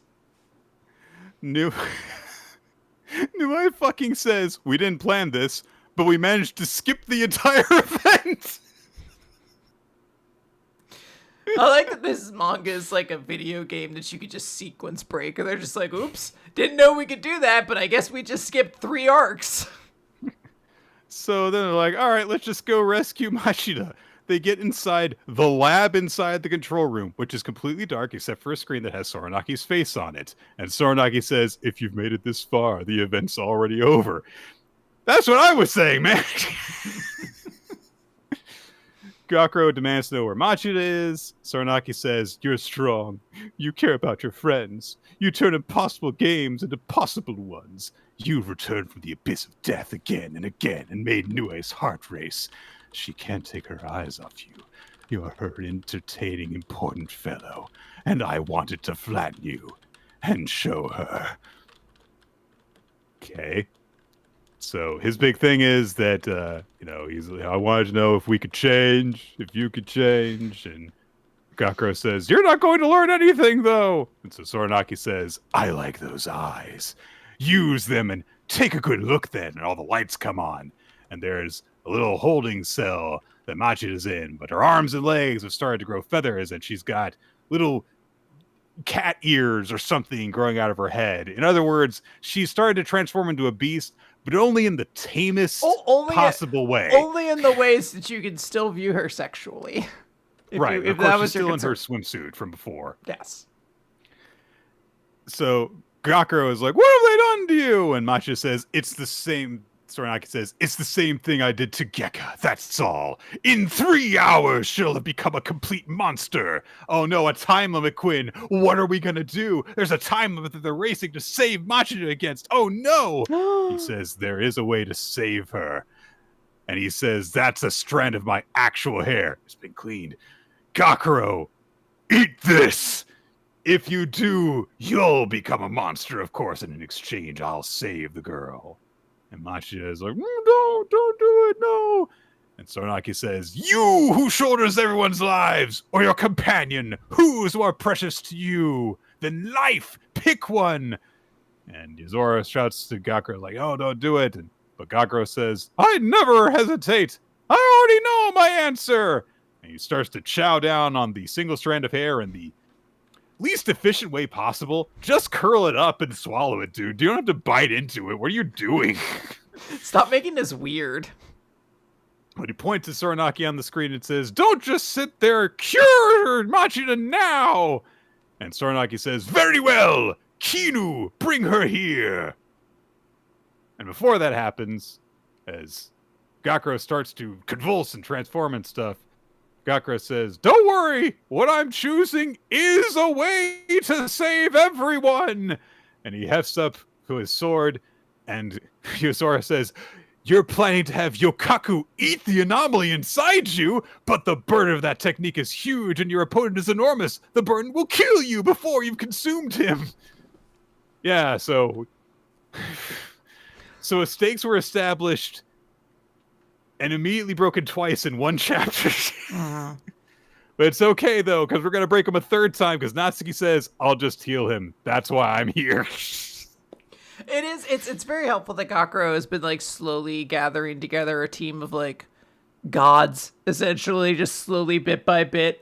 He has a team of just, like, all people with crazy broken powers, because now it just fits. Like, now, you know, imagine how embarrassing it was when it was just Suo and Shitotsu and stuff like that. You're like, you guys can barely beat a level 4. Now I have people who can insta-heal. I've got people who can mind control people. This is the best. And, you know, I said a couple weeks ago that I didn't think we were going to be dealing with all 5 resort bosses. I'm very happy to know that my internal prediction of I think we're going to deal with exactly one of them was completely true. We got tired of that immediately afterwards. And I guess we'll just fight Storanaki now or something. 2 chapters is such a wildly short length of time to get bored with a concept you were setting up. Not since the motorcycles in Hitman Reborn have I seen an idea so promptly, like, intricately explained and then immediately dropped the second the author was like, "Oh, actually, I don't want to do this. I don't want to play with this anymore." 100%. All right. I'm sorry that one took me a little bit to get through. I'll try and get faster through Akane-banashi, which is story 193, Weaves a World. So Rokuro is a big deal in the Rakugo world, to the point that he was featured in a special documentary, which revealed his only setback. But we get back into that later.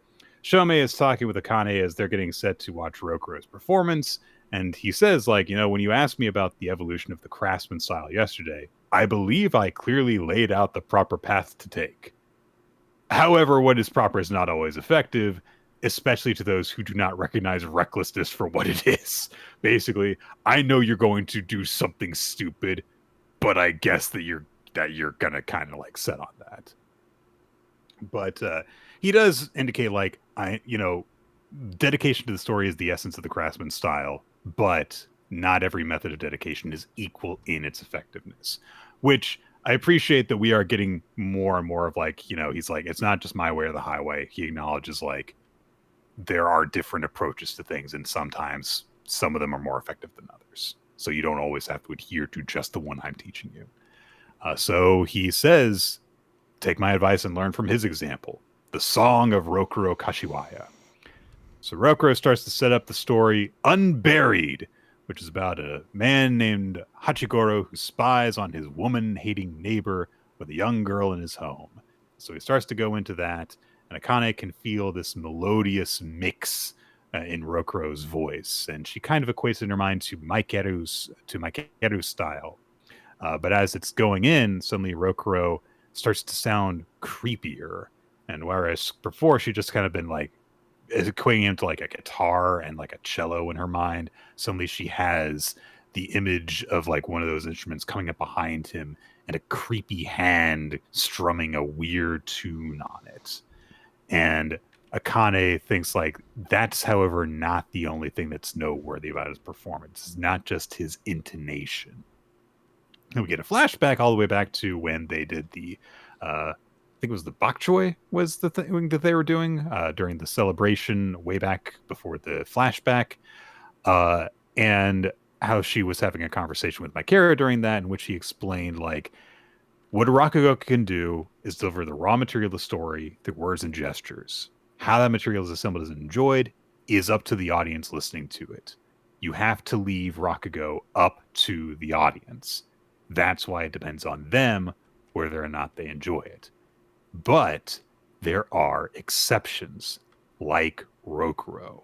You know how sometimes you listen to music and you suddenly see the ocean or rolling plains? It's like that. It's sound that conjures images. Rokuro weaves a world with his voice. And we see that in a big art style change of this field filled with skulls and black birds flying overhead, as he says, a skeleton unburied. And we go back to that mention of the documentary, and Rokuro's one setback was he didn't get into the high school that he wanted to. It had nothing to do with Rakugo. But, according to the narration, it proved a point. Defeat, disappointment, and tragedy, none of these trip up Rokuro. He was unbound by the chains of failure and negativity as he made his way toward challenging the giants of his field. He kept winning as though no other outcome was possible. It proved that he was a born champion. And so Akane comes out of that point, but she also realizes that even the power of sound to elicit imagination, that's not even the full point. It's a technique that's possible with the way that Anisan grasps Rakugo as a string of sounds. The thing I'm missing, my way of dedication, isn't about the sound. And she says all that to herself, but Shomei understands the realization that she's had. And so he says, what you should learn from him lies ahead. Focus your attention deeper and wider. If you can grasp the true core, your performance will be elevated into a one-of-a-kind phenomenon. Yeah, good little chapter. I like exploring more of Rokuro. It's hard to entirely visualize a style. I mean, that's always just kind of Akane-banashi, is it's like this person is talking this way, and you're receiving it in a medium that has no audio. And I think this particular style, I think more than any, is one that is kind of very difficult to comprehend without some kind of component with it to allow you to actually hear it. So, super excited for when this gets animated, as is. Yeah. Very, very cool. And I do like just the dark twist to what seemed like otherwise a pretty straightforward story. Little god of death inside this story as well, it seems like. I get the impression from reading through this with this idea of like Rokuro's like he is a born champion and stuff. In sports manga terms, that means, and you're going to have to beat him one day. Yes. So it seems as though, because we've seen that like, he was kind of on the same level of Kaisei, but he was ahead of him currently. Akane, of course, is going to be competing against Kaisei in her next Rakugo performance. Rokuro, it seems as though, will have to be someone that she'll have to overcome at some point in the future. Yep. All right, Nick. It's time to wrap up Weekly Manga Recap this week by talking about One Piece, Chapter 1173, The Warrior Generation. So, things are really bad. All this combat is going on. Dory and Bragi and all the other transformed giants are there to try to kill Chief Ja Rule. There is a moment of Hariden and his crew are trying to, some of his crew are trying to sort of defend against them. Zoro has boldly said that he has a plan at this point.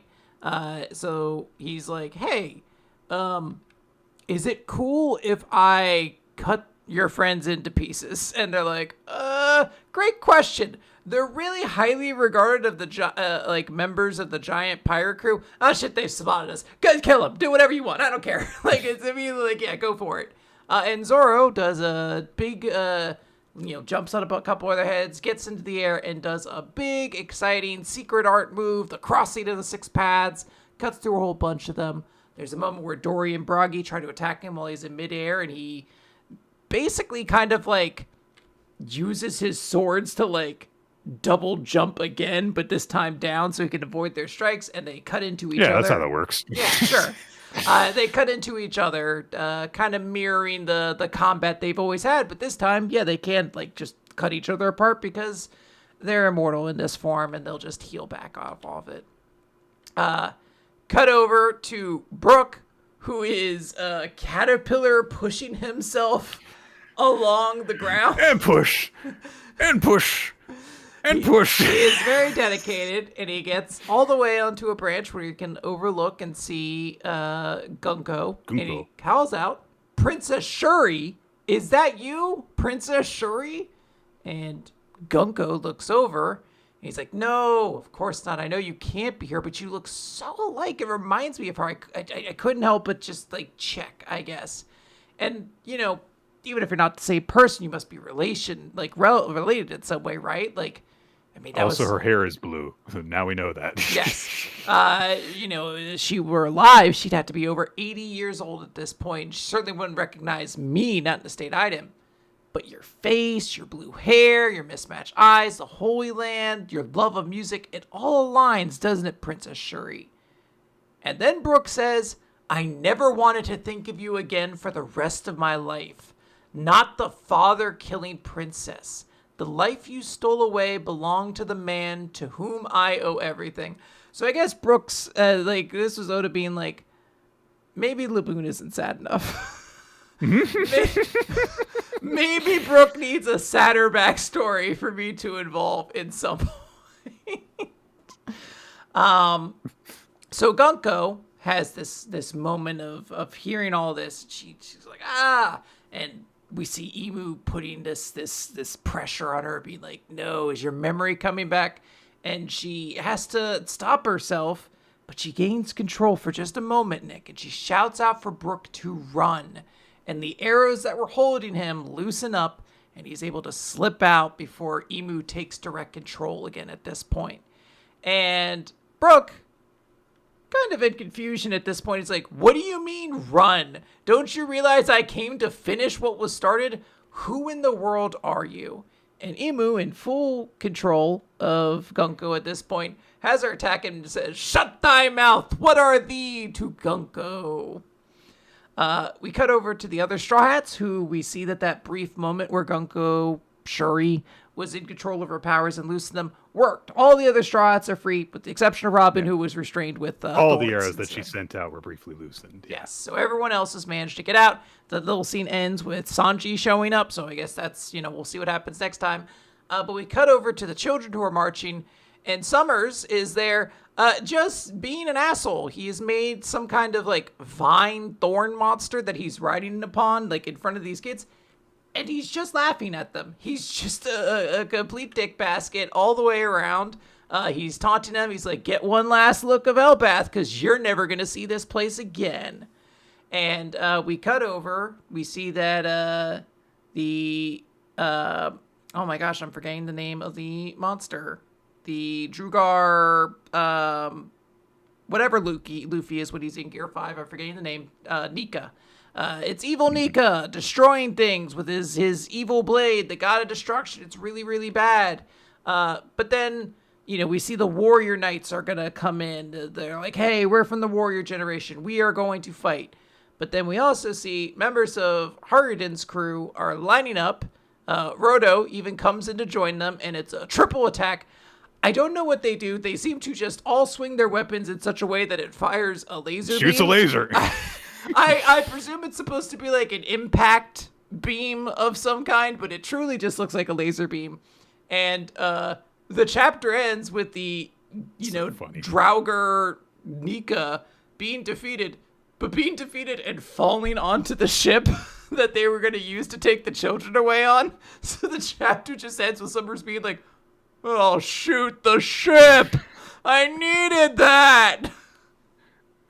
Yeah, very funny conclusion. Yeah, stuff is starting to happen in One Piece again. Like, there's a bunch of jumping around between stuff, and it's like, hey, we're in the present. And even if some of it's not as compelling as others, it's like, oh god, it's like characters I care about again at every single turn at least. Yeah, there's a lot of things going on, but there's like cool things happening, and I'm very excited about that. It's also very satisfying to see Summers displeased. Truly, just one of the biggest assholes. It's always nice to see him get a comeuppance, and it's very funny that it happens. That he's just like, "Ha ha ha! You're all going to die. Enjoy. Goodbye, your homeland." The boat! And he's like, "Oh, I needed that. Ooh. That's really gonna cost me." All right, and that is it for today's manga, everybody. Yes. So, Quinn, did you have a favorite chapter and then a favorite character this week?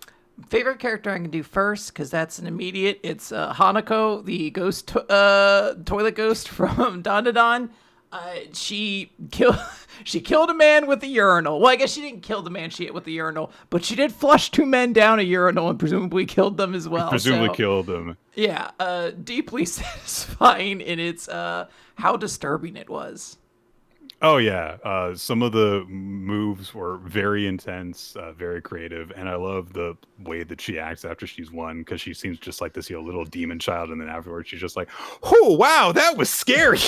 I love the moment where they're like, "Do you want to play?" And she's like, "Can't. I gotta get tutored today." What are you getting tutored? Is there like an entire... Who's coming to tutor you? Is there a yokai school that you guys have to go to where your grades are significant? Like...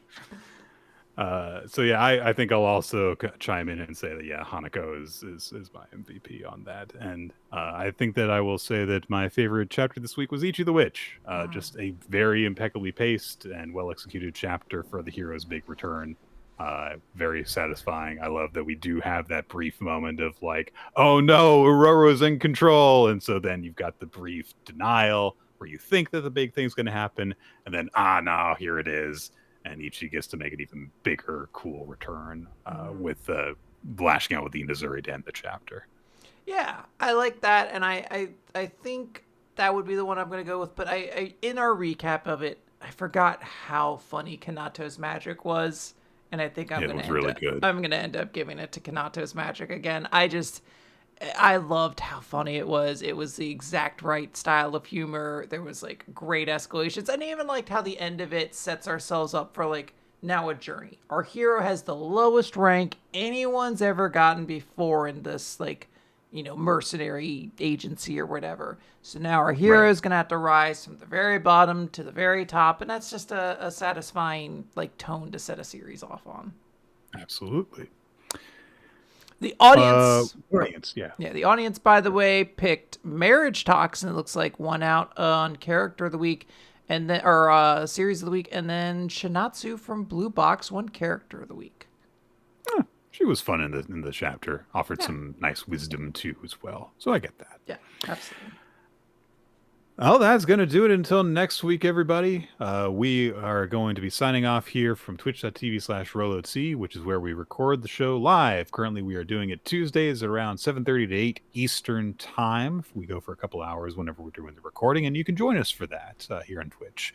But if you want to get notifications on when exactly we go live, you can follow us on social media. On BlueSky, we are RoloT, Nick F. Time, and Weekly Manga Recap for the official podcast account. Also be sure to follow WMR Votes so that you can make your voice heard on the MVP and favorite series voting that happen for each episode. If you want to further follow along with all the stuff going on, you can join our Discord, which will be linked wherever this is posted. Join in on the discussions in our wonderful community. Get notifications when the show goes live and other stuff. Talk about the chapters as they come out too. You can also watch the show on YouTube, youtube.com/weekly manga recap for the video version. We also post the audio version on weeklymangarecap.podbean.com, which also goes to podcast feeds like Spotify and iTunes and all that kind of stuff. The YouTube version has thumbnails occasionally by Steve Man. You can check out title cards and other artwork by Steve Man by just searching for Steve Man art. You'll find him in a lot of different places. And there's an opening sequence for the show by Milo Jack Stillitz and Bree Cheddar.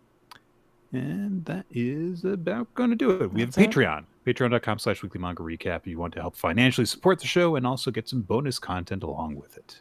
Yes.